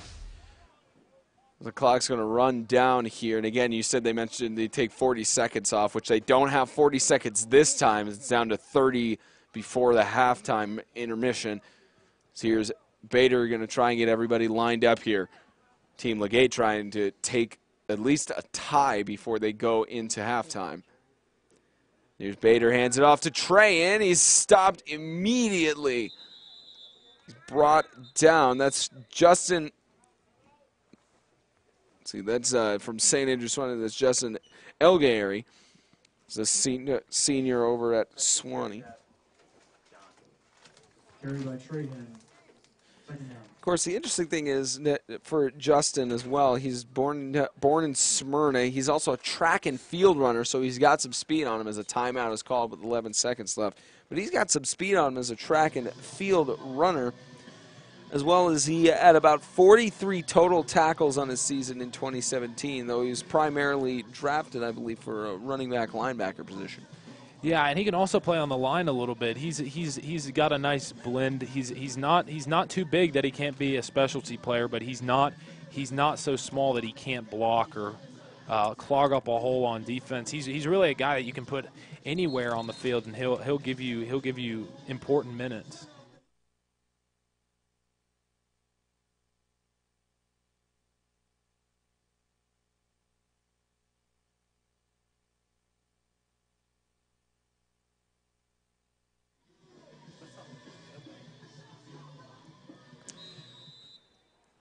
So either the second to last or the one of the last plays of the first half as Bader tosses it on the right side. Trey in, doesn't catch it, incomplete. Only 7 seconds left for Team LeGate to work with on 3rd and goal. Looked like they were trying to go quick there, maybe get 1 or 2 more plays in after that.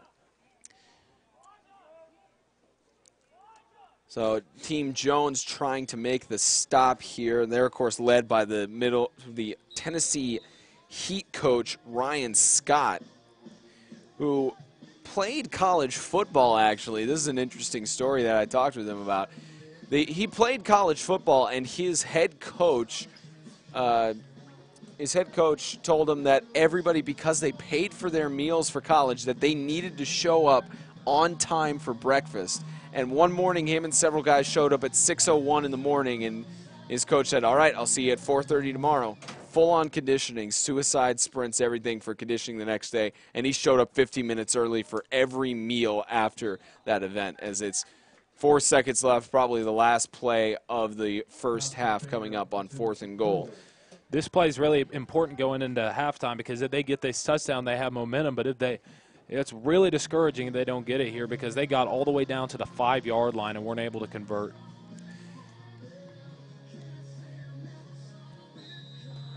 So the big stop going to be attempted here by Team Jones. And you'd expect, since Hendersonville runs this a lot and their coaches, one of the coaches for Team LeGate, that they're going to spread it out, and they do for this last play. Here's what looks like the final play as Bader's toss is incomplete, deflected as time expires.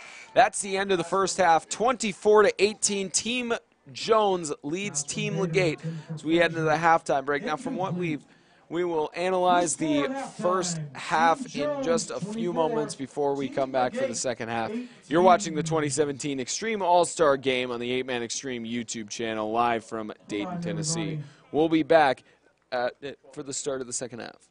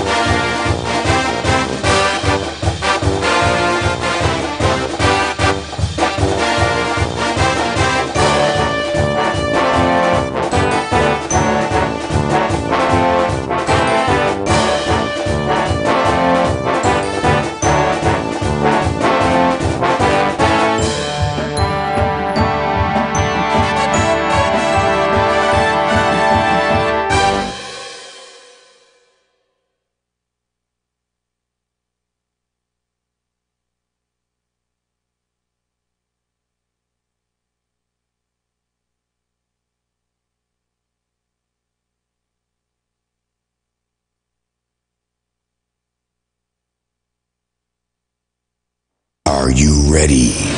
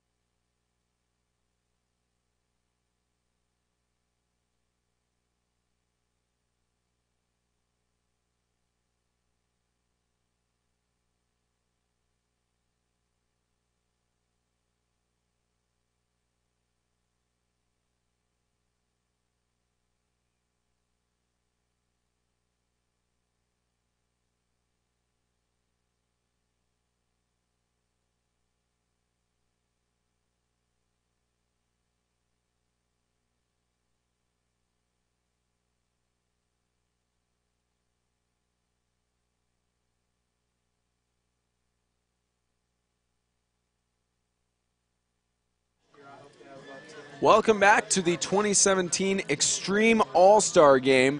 24-18 the score at halftime. Team Jones leads Team LeGate. And Team Jones received in the first half, so they will kick off to Team LeGate. And we received word that Jack James won't be playing for the rest of the night. He re-aggravated a torn labrum in his leg. Yeah, that's a sad thing, is that he's in the All-Star game, that he's not able to play the full experience. As a rush here, good kick return all the way to the 37-yard line by Gage Holman. One of the more last-minute picks of people going to the All-Star game. It's really proven that he should be in this game. Yeah, and he's really taken over at receiver and kick return, as we saw right there. He's as we said, one of the fastest players in the MTech. It's now 1st and 10 here for Team LeGate. We'll see how they can react to being down by 6.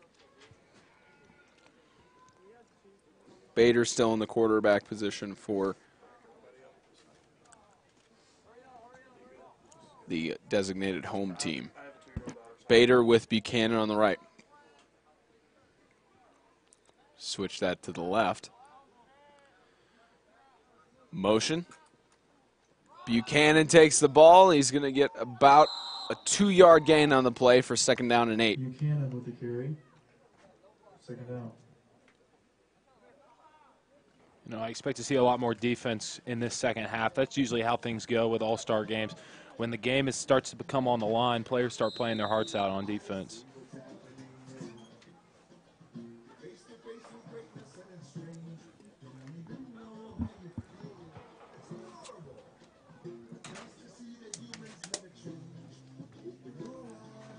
So you're 2nd down and 8 for Team LeGate. Bader, left side, catch made behind the line of scrimmage. A little bit more of a gain for Gage Holman, brought down by Schindel. It's now about 2nd down and 4, but there is a flag in the backfield. It's a personal foul, roughing the passer call. I definitely did not expect to see that in an all-star game. Yeah, it's a roughing the passer call on the defense. Not sure who they called it on there. And we got a replay right here. Let's see, who do they call that roughing the passer? Oh, yeah. That was dirty. It's a pretty dirty hit there by the defense. Did you catch a number on that one? That was number 52. It was 52. That was Elgary. Or that was Elgahary of Swanee, the senior, unfortunately, making that roughing the passer. So I'm sure it was all in good fun. Of course, yeah, and it didn't look like any of them were bitter about that, or the sideline wasn't even bitter about it, as a lot of people dancing to the music here in stadium, even some of the players. Is Bader with Buchanan to his left. Bader, toss on the left side. It is intercepted. Intercepted by James Redding of the Heat, and Team Jones is back on offense. That's another replay we're going to have to get up here. Yeah, James Redding and the replay here has completely taken over this game on the offensive and defensive end. Great read there by the receiver. Also looked like Redding, of course, was in front of Frazier on there. As a receiver, it's kind of... Sorry, he was just stopped there by some VeggieTales theme song being played in stadium. And it's still going. James Shannon, we'd like to thank him for being the music DJ here and hearing the boos in stadium at this point now. And, of course, he's fine with it. As it's handed off up the middle. And it stops right when he says, "Have we got a show for you?" Yep. So it's handed up the middle. Another run by James Redding, who just had the interception. So it's now 2nd and 7.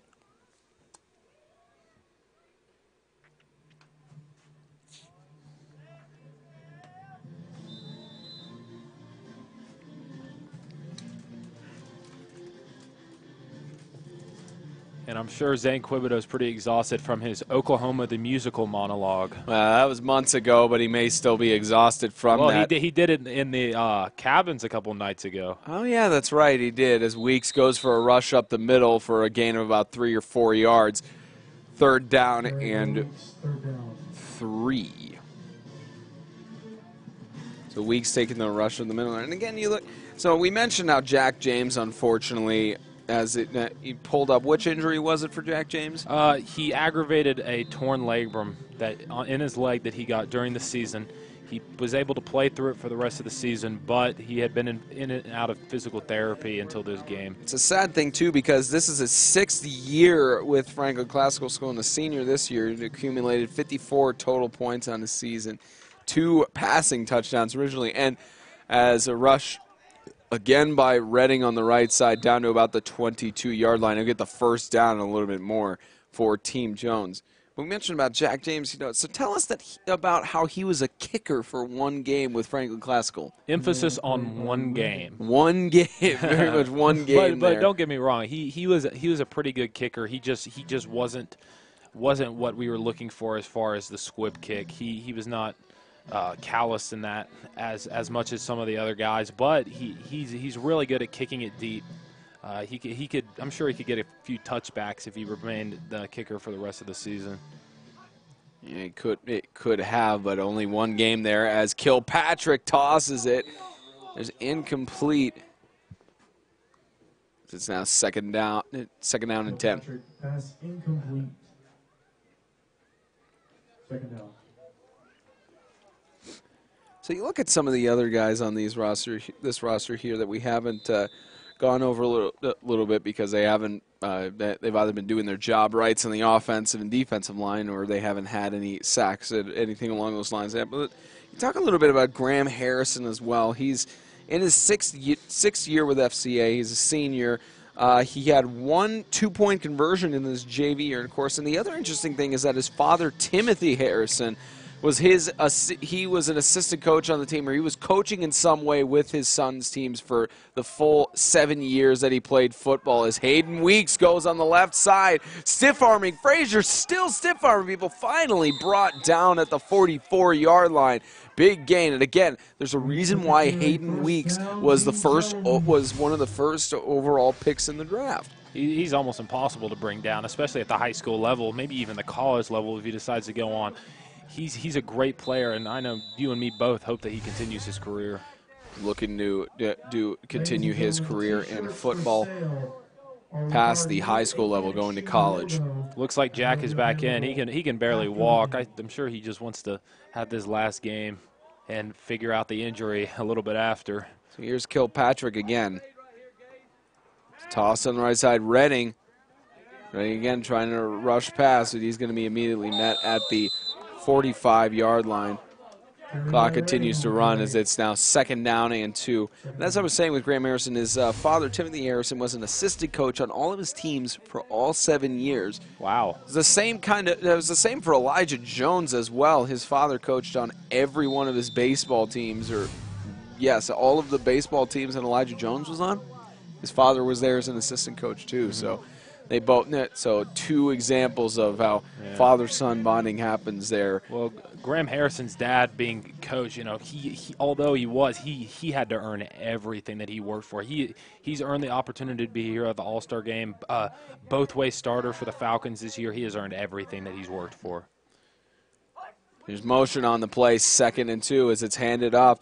Here goes Spencer Baird to midfield at the 50-yard line for actually 3rd down and 4. We look at some of the other guys too. You look at Team Jones, Isaac Williams, number 70. He's in his 5th year at the Webb School, and now a senior. He had 19 total tackles. I believe that was just on his season. Let's see. He stayed as a lineman his entire career, and the first snap that he used to be the center, actually, which he's a center now here for Team Jones, as Schindel going on the right side, weaving through Schindel, pushing the defense all the way to the 36-yard line. Good gain by Andrew Schindel. It's another 1st down as Team Jones is in LeGate territory. I have no idea how he stayed up there. And as we see the replay here, it takes about 4. Here's the 4th contact, 5th contact, and then a 6th guy comes in. It's 7 hits to take him down. 7 points of contact to get him down. This truly is one of the strongest receivers in the league. It's being strong there as Kilpatrick under center, pitches it to Redding. Here goes Redding on the left side. Just staying on his feet to the 20-yard line. So another 1st and 10 for Team Jones. Now, as I mentioned before about Isaac Williams, he stayed as a lineman his entire career. And his first snap that he took, kind of revealed it there, but the first snap he had in middle school, it resulted in a safety. So he had motivation to continue on the rest of his career to improve from that. It was kind of like how we saw, I don't remember the guy's name, it was a primetime game in the NFL. It was a running back who carried the ball. His first NFL carry resulted in a fumble and turned over, and he managed to get 4 or 5 touchdowns in the game. It was Kareem Hunt is the name of the guy who's getting there. So another example of how any level of sports, if you make a mistake on your first ball touch or your first play of your football career, that you can improve from that. Yeah, and that's to be said about Dustin Stinsby tonight, too. Today. He had a little bit of a rough start, but he picked it up and threw a huge bomb for a touchdown later on in that second quarter.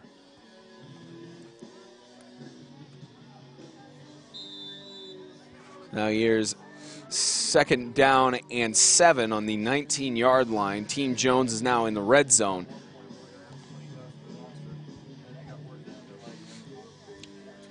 Again, Coach Ryan Scott with Elijah Jones leading the away team for this year's All-Star Game. And Trent LeGate and Coach Daniel Meek leading the home team. Here's Kilpatrick in the shotgun, tosses it on the right side. Baird almost able to make the catch there, just incomplete. The low pass there to Spencer Baird. And it looked like the cornerback had to split the difference between the receivers. Both were pretty open, just couldn't get the ball there that time. Now, the interesting thing about Spencer Baird as well is that he, in terms of distance from Bergtowns, he is the farthest from the location of the All-Star Game, as he was born in Moscow, Russia, back in 2000. He was adopted at the age of 1. So he represents Russia here in today's All-Star Game. Guys from so many different backgrounds here in the All-Star Game. No true two people are alike here. Kilpatrick brought down for a big sack. That was brought down by Train of Riverside. Kilpatrick with the sack. Kilpatrick sacked by Riverside's Trayan and Swanee's Tillman. Of course, Tillman, you look at him as well. He had 2 sacks on the season, 50 total sacks. And again, we talked about how he skips lunch during the school day and such, but he's at 6'2", 290 pounds, and he's only 16 years old as an offensive defensive lineman. So he's got that.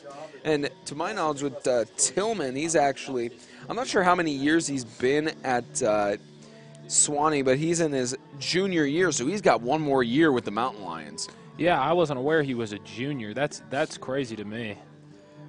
So a timeout called here on the field. It's 4th and long for Team Jones.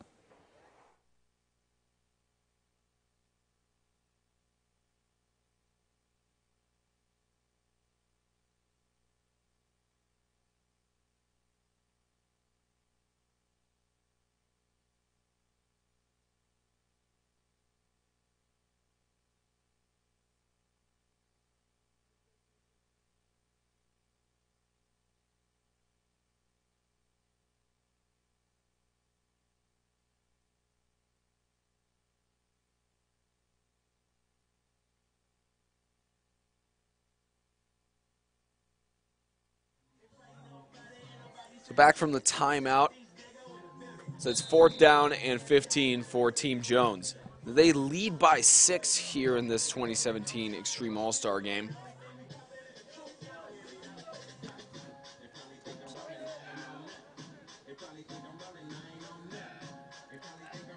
Ball snapped. Stensby in the shotgun. Deep toss up the middle to Schindel. It's incomplete. Good coverage there by Jake Wright. It's a turnover on downs, and Team LeGate will take over. That was a good pass, just couldn't execute on that one. As we see, Stinsby drops back, has plenty of time to throw. Great footwork on that. But it was covered even better, and couldn't get it to Schindel on that one. So they're going to turn it over on downs here. So now Justin Bader is back in the shotgun for Hendersonville. Not quite in the shotgun yet. We'll see if he does get there or not. As it's 1st and 10 on the 26-yard line for Team LeGate.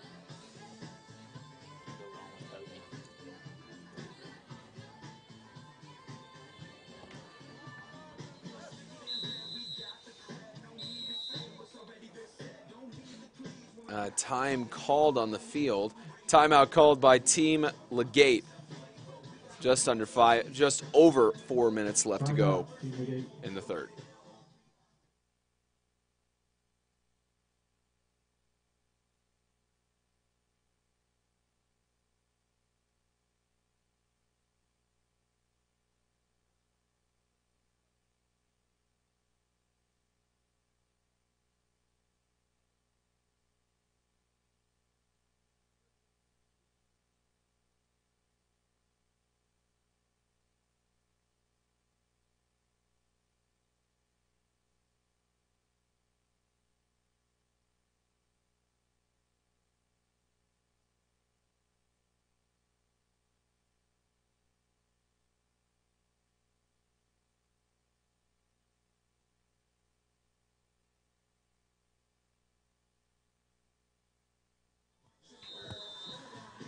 Back after the timeout, Team LeGate to call it there as Bader has Buchanan to his right.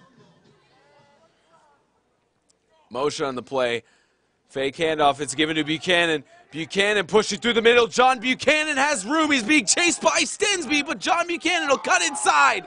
Buchanan maybe off to the races, but Schindel is trying to pull him down, and he'll get all the way into the end zone for a touchdown on Team LeGate. We better get the replay on that one, I'm sure. But again, we can't talk enough about it. And part of this could be interpreted as FCA bias, but you can't say anything enough about John Buchanan. He speaks for himself. Yeah, John Buchanan, I have never seen a young player like this in the MTAC before, this dominant. Against the majority of these guys are seniors that have been playing so well this year. They made the All-Star game. And he is running laps around him, not because of fault of them, but because of his ability.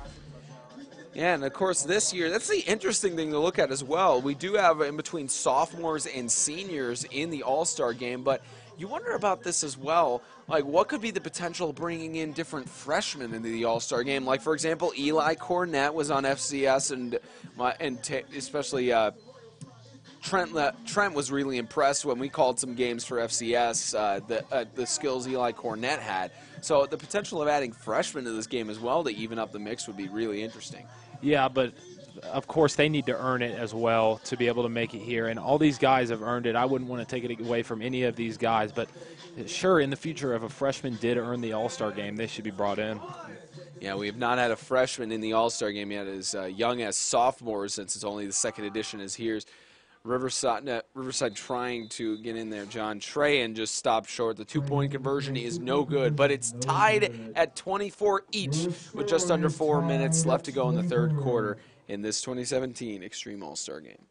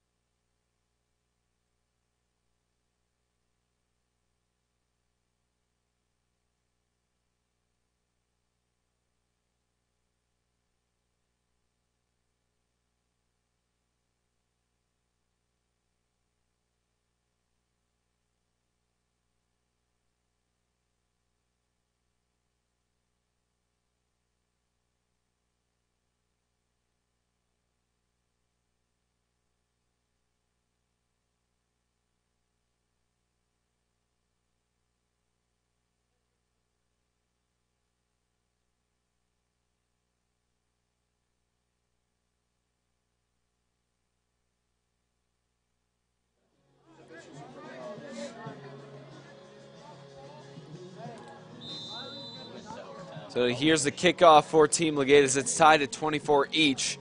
Now, in case for those of you who are wondering what the overtime situations will be, we'll tell you about that in a second. As this ball stays in bounds, Schindel picks it up at about the 2. Andrew Schindel running over to the left side. Andrew Schindel has some room. Gets to about the 27-yard line, and Team Jones is back on offense. Now, for some of you who may be wondering what the overtime scenarios will be, even though it's too early to say it will go into overtime, but in case it does happen, the overtime rules are simple, and I think there may actually be an injury on the field. Looks like Graham Harrison is down. Oh, no. Looks like Graham Harrison is unfortunately down. Graham Harrison, unfortunately, down. He'll be looked at by Coach Ryan Scott and the medical staff there. But as we were saying, Isaiah, we look a little bit at what Graham Harrison has done. But yeah, he's a guy that stayed pretty healthy throughout his career. You would hate to see him have to come out of a game like this. Mm-hmm.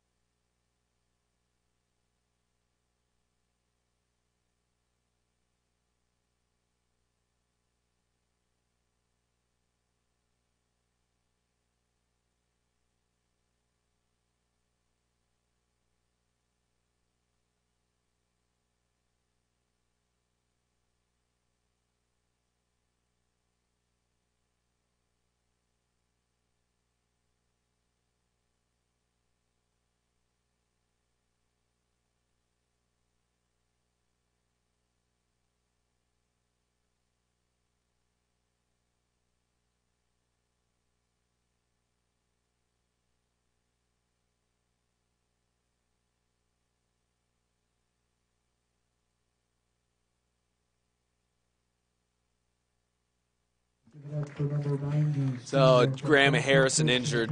We heard Quibido on the sideline. He was saying hip, so it may just be a hip injury for Graham Harrison that they'll have to look at. Medical staff looked at him there, so I think he should be fine. I believe the lady's name is Sandra. That's Sandy. Don't have her last name here, but the nurse on call for Fort Bluff Camp. So. Yeah, you could tell that injury was pretty serious. You don't usually see Graham go down like that and stay down unless it's something really serious. So our thoughts and prayers are with him. And as I was saying before, we had the injury here. You look at the overtime scenarios will go by Tennessee rules, to my knowledge of that. Each team has an opportunity to possess the ball at the 25-yard line of their own, and they each have a chance to score. And then from there, it's essentially sudden death. So it's handed off to Weeks. Actually, fake handoff to Weeks. And Stensby on the right side gets to about the 38-yard lines where they'll spot him. So they'll bring up a second down and 1. Looks like the chains are going to move there, but just short of the first down marker. Actually, no, they will move it. We'll move it forward. It's another first down and 10.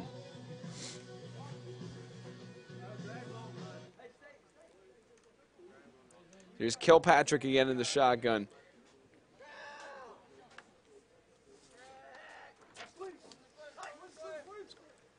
It's handed off to Baird. Baird pushing up the middle, a gain of about 6 or 7 yards. Hand off to Baird. Second down and 3. Second down. Oh, Graham's coming back in. Graham Harrison back up from the injury, so he's at least up and ready to go. Graham Harrison.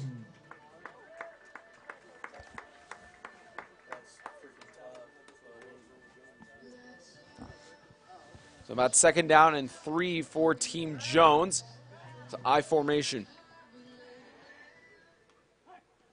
Kilpatrick hands it off. Redding tripped up behind the line of scrimmage for a loss of 2 yards. You know, that was just an incredible read by the defense. And of course, they know they get most of their defensive lessons from Trent LeGate. Again, he was mostly a guard and nose guard. He also played a little bit of defensive line in his career. He's helping them fairly well on their hold, trying to make a step. What's interesting as well is they have Jaden Frazier out as a safety here in 8-man football. You don't see that as much at this level.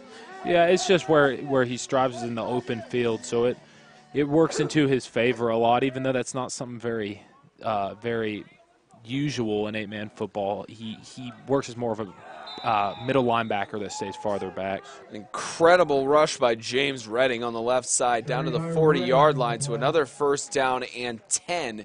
First down, Team Jones. So Team Jones now in LeGate territory as they're trying to get another score on the board.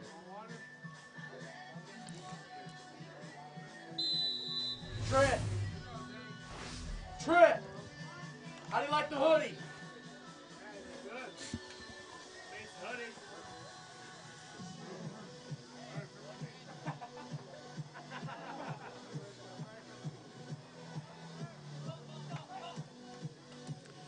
Here's a rush. Baird on the right side. Spencer Baird trying to get a stiff arm there as he gets down to the 36-yard line for second down and 6. And 4 Bowling Green players all next to each other at the end of that play. Yeah, all the Bowling Green guys selected the All-Star game next to each other.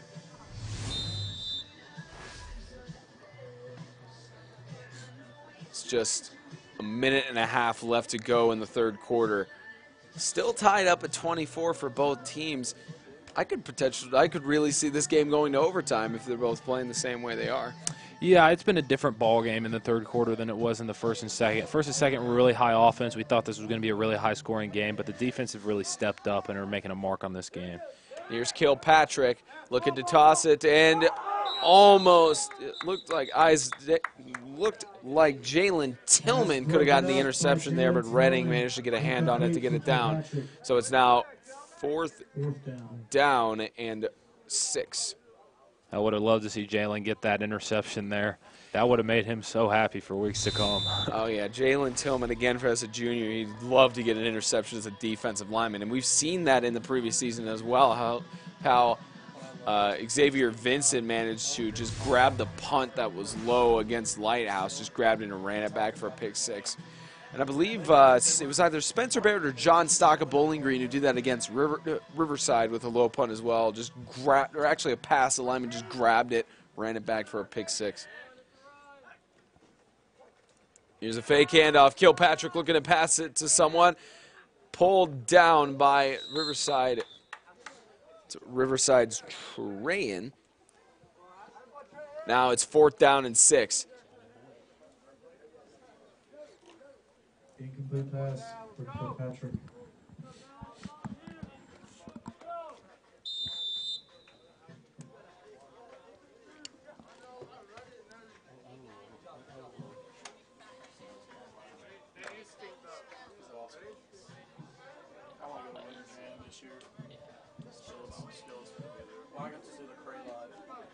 So here's 4th down and 6 for Team Jones.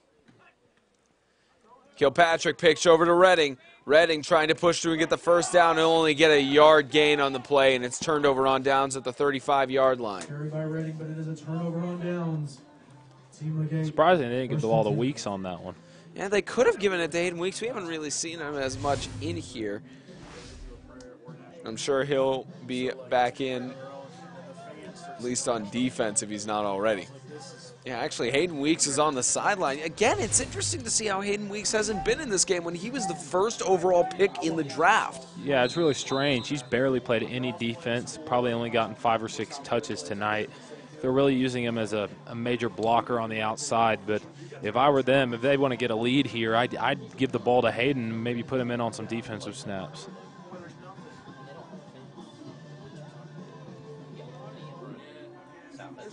And another player that we haven't really heard from much in this game that came from Bowling Green was John Stock, who was actually born out in California back on November 10th in 2000.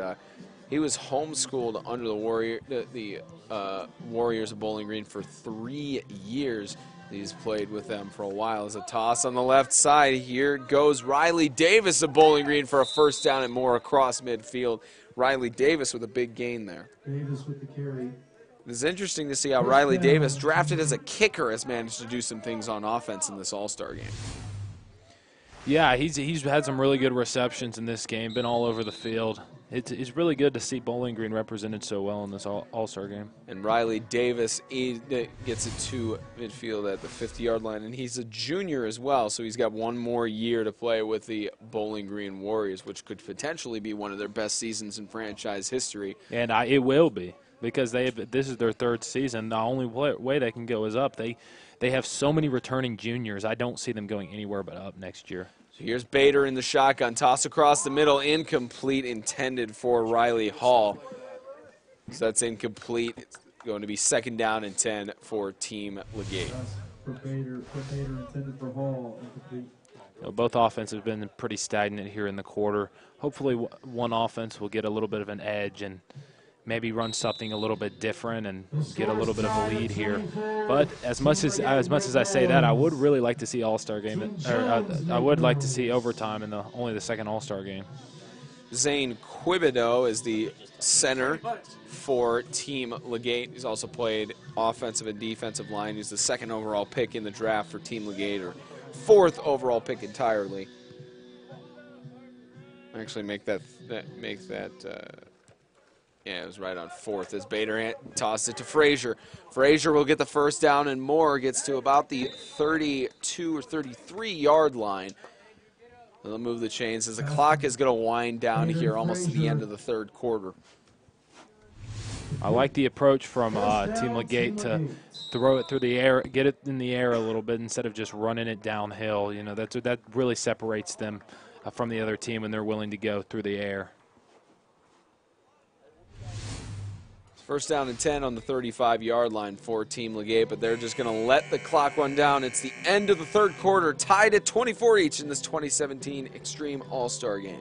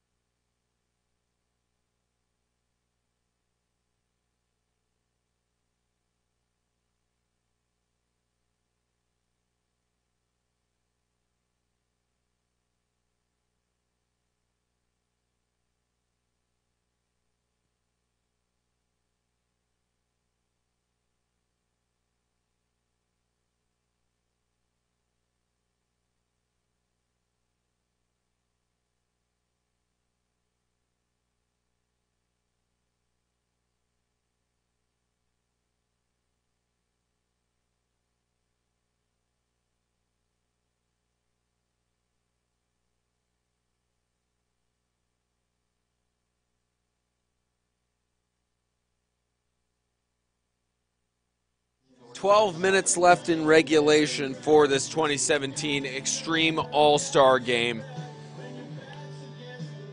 Team Jones and Team LeGate tied at 24 each, as it's 1st and 10 on the 35-yard line for Team LeGate in Jones territory. As Bader hands it off to Buchanan, loses the ball. Tillman picks it up, and he's going to try rushing it here. That's Jalen Tillman getting a big rush here. He isn't going to be tackled until he gains about 9 yards. Jalen Tillman turning a fumble by Buchanan into a beneficial play for Team LeGate.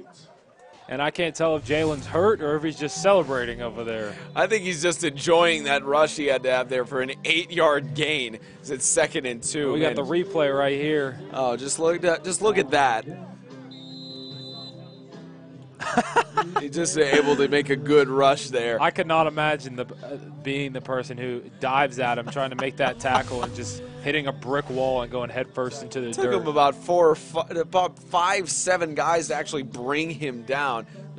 Maybe they should rush it to Jalen Tillman more. Maybe they'll get some more yards gain on that. I'm thinking about running down there and whispering something to Trent. Either that or he has a wire on the broadcast that can hear us here. Who knows? But they'll just put Tillman back on the line here as Buchanan is again to the right of Bader. Here's Bader, hands it off. Here goes Gage Holman. Brought back by Minor for a loss. Several yards lost on the play. And again, you talk about Brandon Minor as well, who, if you look at him, he was the 2nd overall pick for Team Jones in the draft, or 3rd overall pick entirely. Again, we talked about how he's been a sack leader and such. In his whole 5-year career with FCA football, he has 68 total points as well. No safeties, looks like 15 fumble recoveries over his career, and 52.5 sacks throughout his entire career. That's about a sack a game. Yeah. There's a reason he's been the league leader in sacks in between 2014 and 2016. But I mean, there's a reason, not just why he's been to the All-Star game 2 years in a row, but why he's going off to college for football. As Buchanan runs up the middle, John Buchanan brought down by several players, as it's now about 4th down and 2.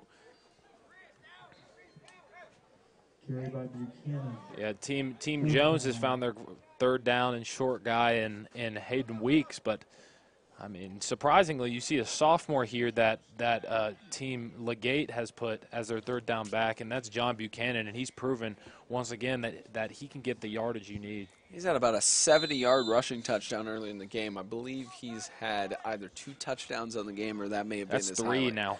He's scored 3 touchdowns. Yeah, one of them was a receiving game. Or one of them was a receiving touchdown, remember? Yeah, John Buchanan, again, it's just certainly made his name as a sophomore here, not just in the All-Star game, as it's going to be a leave a false that there's Tillman faking his injury on the ground there. It's a good shot for Tillman there. As offsides called on the defense, so they're going to move it up 5 yards. So it's an automatic 1st down, a lucky break for Team LeGate. Team LeGate is rolling here. 9 minutes left in the game. If they get a touchdown here, they got a huge edge going into the end of the game.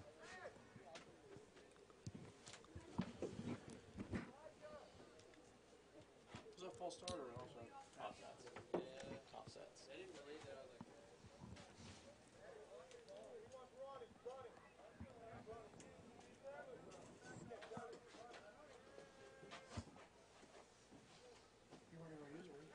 Here's Bader on the left side, tosses it again to Holman, brought down by Schindel for a gain of about 2 yards on the play.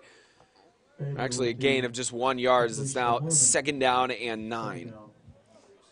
Again, Gage Holman, he was kind of a last-minute, he was kind of a last-week decision for the All-Star game. He was originally on the reserves.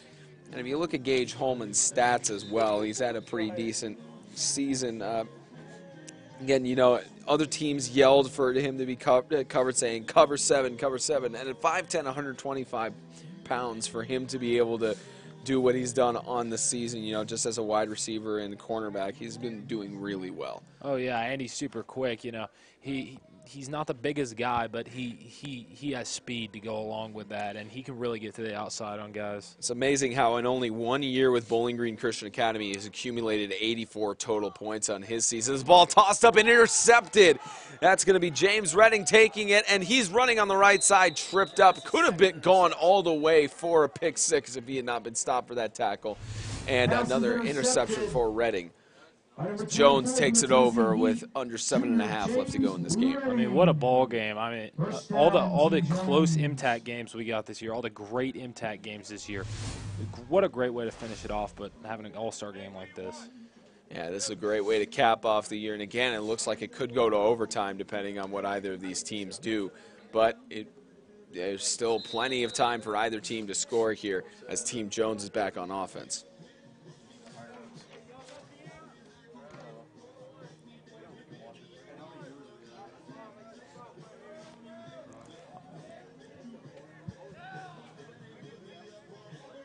Here's Stensby in the shotgun. He's got Redding. Hand is off to Redding.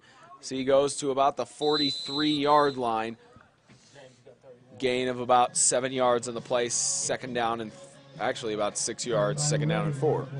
You know, I think James Redding has been a good surprise for everybody. He wasn't a very high pick by any stretch of the imagination, but he's coming out and proven that he's worthy of one of those top picks. And hopefully the coaches will see for next year in the All-Star game how high he should be picked up.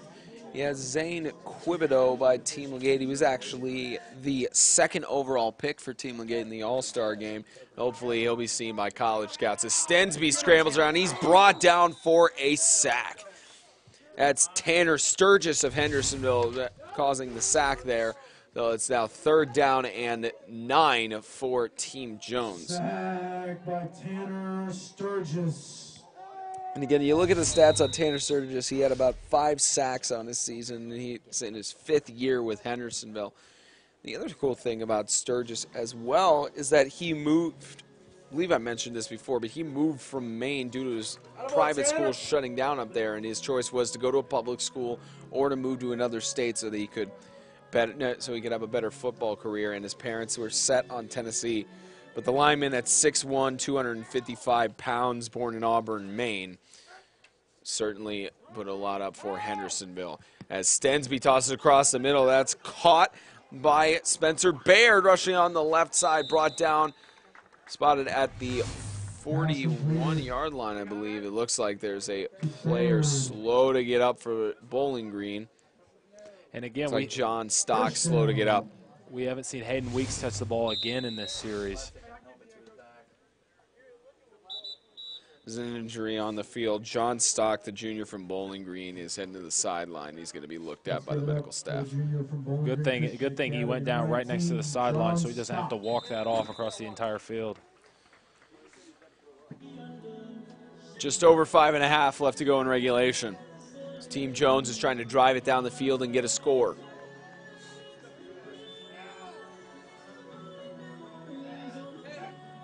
Here's Stensby, pitches over to Redding. Redding trying to take the rush.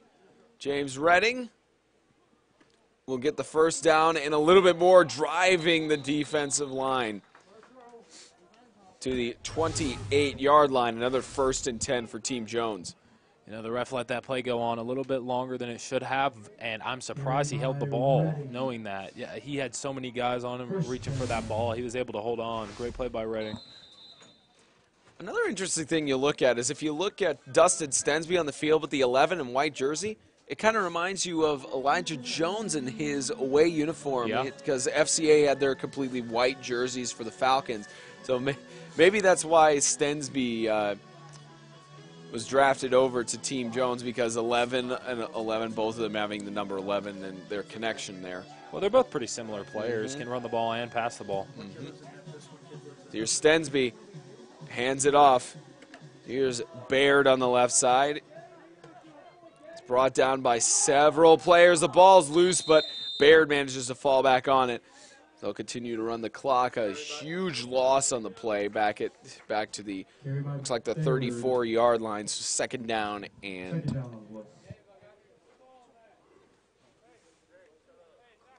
looks like about 2nd down and 15.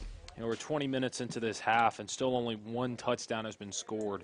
It's been a really dry half, but great by the defensive lines and defensive secondaries.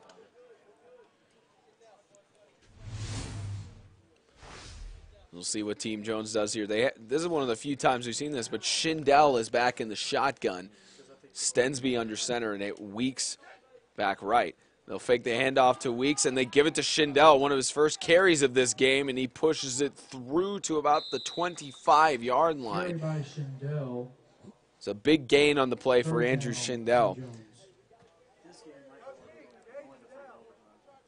So Andrew Schindel, an interesting thing about him, you know, on a season, this is only his 2nd year with FCA, and he's a senior, as it looks like another injury is on the play. We'll talk about Schindel after the break, as Gage Holman, unfortunately, down on the field.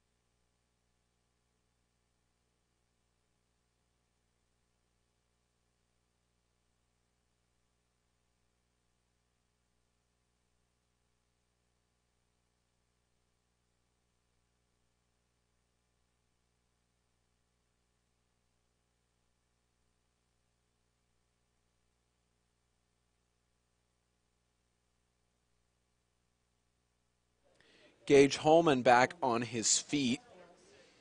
So he'll be looked at by the medical staff and looked at on the sideline. Hopefully Gage Holman's all right. As I was saying before the injury there, you look at Andrew Schindel. It's only his second year with Franklin Christian Academy, and he's a senior now. He accumulated almost 200 points in 2 seasons with 28 touchdowns, 13 two-point conversions, 1,407 rushing yards in 2 seasons of his career, 607 receiving yards or reception yards. And on defense, he's even done better with 83 tackles and 9 interceptions. As a rush up the middle, now 4th down and short for Hayden Weeks going up the middle. Yeah, it was a great defensive play, but you don't stop giving the ball to Hayden there. You know, he's so good at bouncing back from bad plays, and maybe next play he'll find the hole and get a big gain. 4th down and 4. But at the same time, look at the line that Team LeGate has constructed. That's crazy. I could not imagine an offensive line stopping them every play. You know, those kind of plays are going to happen. Yeah, you know, with the LeGate, it's Tillman, Quibido, and Sturgis on the line there, so they got a fantastic offensive and defensive line. So that's been able to hold them up to only 24 points. Hayden Weeks offense. is in there at left guard now.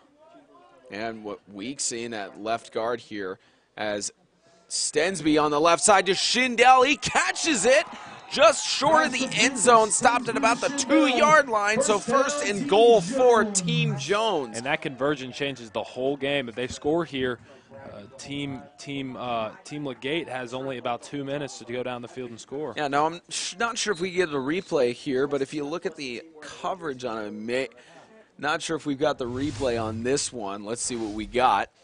Yeah, it looks like it was just at the edge there when he tossed the ball back. But, I mean, again, that catch even under pressure as well for Andrew Schindel. It's amazing what he can do on offense. Yeah, that's the 2nd time he's caught a pass like that this afternoon. Again, one of the strongest receivers in the MTAC. So Stensby again under center. He's got Redding and Weeks behind him. Stensby hands it off. Here's Redding, brought down by Tillman in the backfield. Jalen Tillman's not having any of that. He's not giving up this game at all. And timeout called. Time called by the officials. It's a timeout called by Team LeGate. 1:34 left in regulation. It's coming down to the wire here in the 2017 Extreme All-Star Game.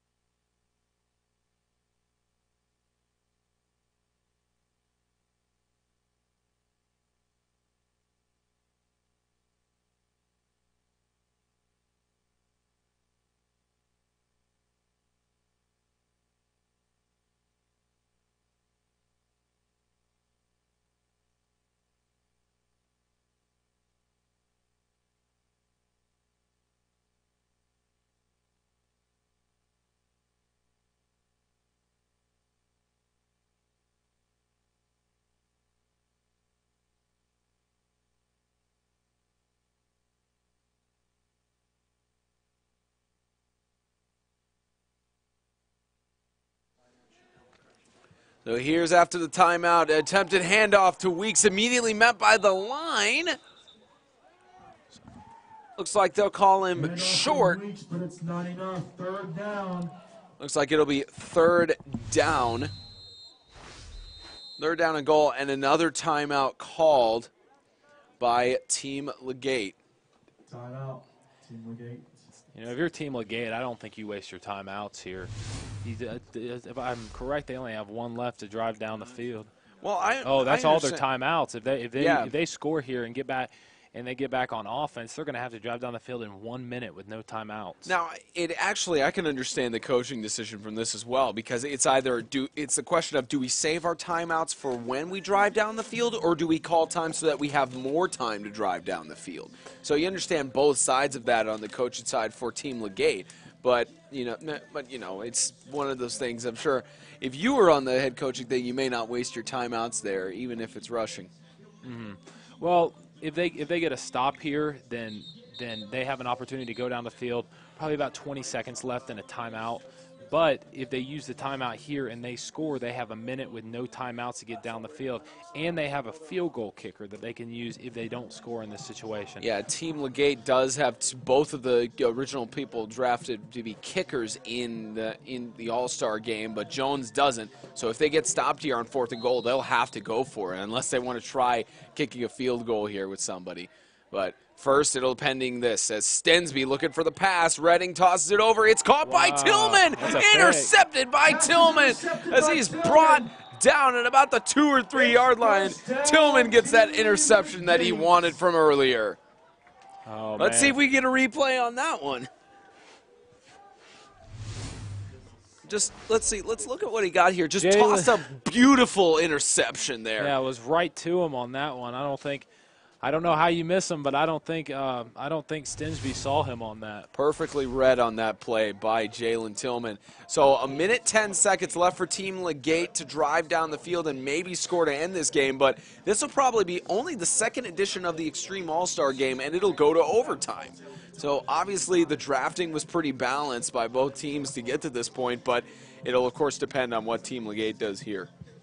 Yeah, it's going to come down to play calling right here. No pressure on Trent. Yeah, no pressure on Trent nor Meek. As it's first and 10 here. False start call of the offense, it looks like. I think I saw some flags there. As here's Trahan rushing across the middle. John Trahan is weaving through the defense, and he's not stopped by Schindel. He's being chased, but John Trahan is all the way to the end zone for a touchdown for Team LeGate. John Trahan with the touchdown for Team LeGate. No flags that I could see on the field. It's a touchdown for Team LeGate. Better get the replay on that one, of course. Yeah, lucky for Team LeGate. The refs didn't catch that false start, but very lucky. But it was a great play by John Trahan. Oh, nice. Yeah, perfect blocking there, too, for everybody, as we see. Trahan all the way to the end zone. Touchdown. Of course, the scoreboard operator, Creasy, saying, that's my boy.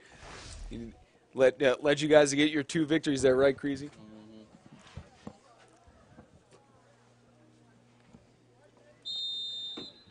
So now, I believe, with it being Team LeGate, the question is, as a coach, do you go for the extra point on here, or do you go for the 2-point conversion? No, you kick the extra point on this, I think, because if you get the extra point, you're guaranteed to have the lead if the other team even scores. And we see that Team Jones has not been able to get a single 2-point conversion in this game. So if you kick the field goal and make it and they score, you've essentially won the game. So we'll see what happens here with the kick by Gabe Stevens, but there is a flag on the play. Just waiting to see what the officials are ruling here. There's a flag for an offsides on the defense, so they're going to move this up a little bit closer, half the distance to the goal. So a little bit easier of a kick for Gabe Stevens on the extra point here. Your Team Jones, I'm not sure how many timeouts they have left, but if you're Team Jones and you have 49 seconds left, obviously you're in a little bit of a panic mode, but what do you do to try and drive it down the field? Well, these seniors know this is probably going to be their last drive of their season, and they want to extend the game, of course, so they're just going to have to hold their blocks till the whistle. They're going to have to play their heart out. They're just going to have to follow the schemes that these great coaches have come up with and really figure out what's going to work in a very short amount of time. But they can do it. They're all-stars. 31-24, so it's a 7-point game with 49 seconds left to go in regulation. Turning out to be a really close game in the All-Star game.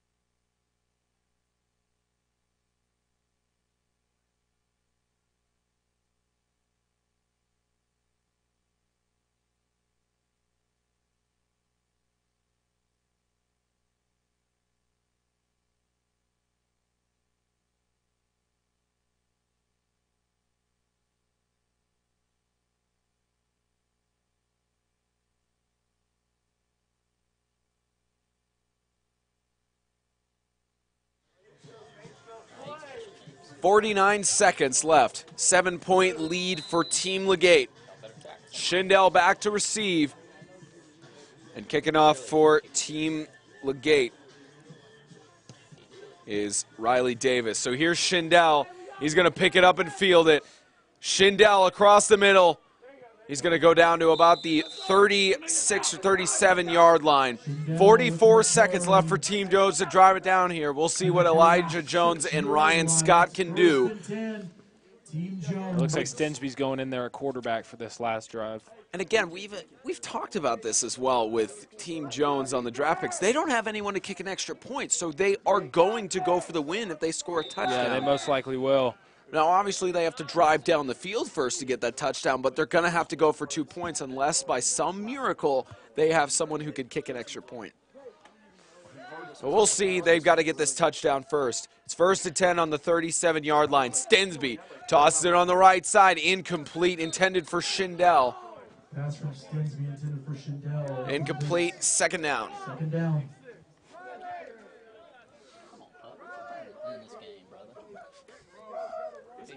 If he's only 6'6".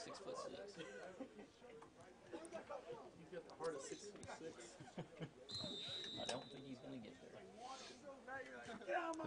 2nd down and 10. So Trent LeGate on the home team last year. I believe he won the All-Star. I believe Team Home won the All-Star game last year. Team away lost. So Trent LeGate looking for his 2nd All-Star win, at least his 1st All-Star win as a coach. As Stensby scrambles around the pocket, looking for someone to pass to. He's going to be wrapped up and sacked. And a timeout called by Coach Ryan Scott. Tanner Sturgis making the big tackle. 7 seconds taken off the clock as it's 3rd down and about 17 for Team Jones. And here's the replay on that sack. Actually, no, it just ran it there, but just a big sack for Tanner Sturgis. Yeah, and that's not on the offensive line at all. They held him off for a good maybe 5 to 6 seconds on that play, but it just wasn't enough time for the receivers to get any separation from the corners without making a risky play.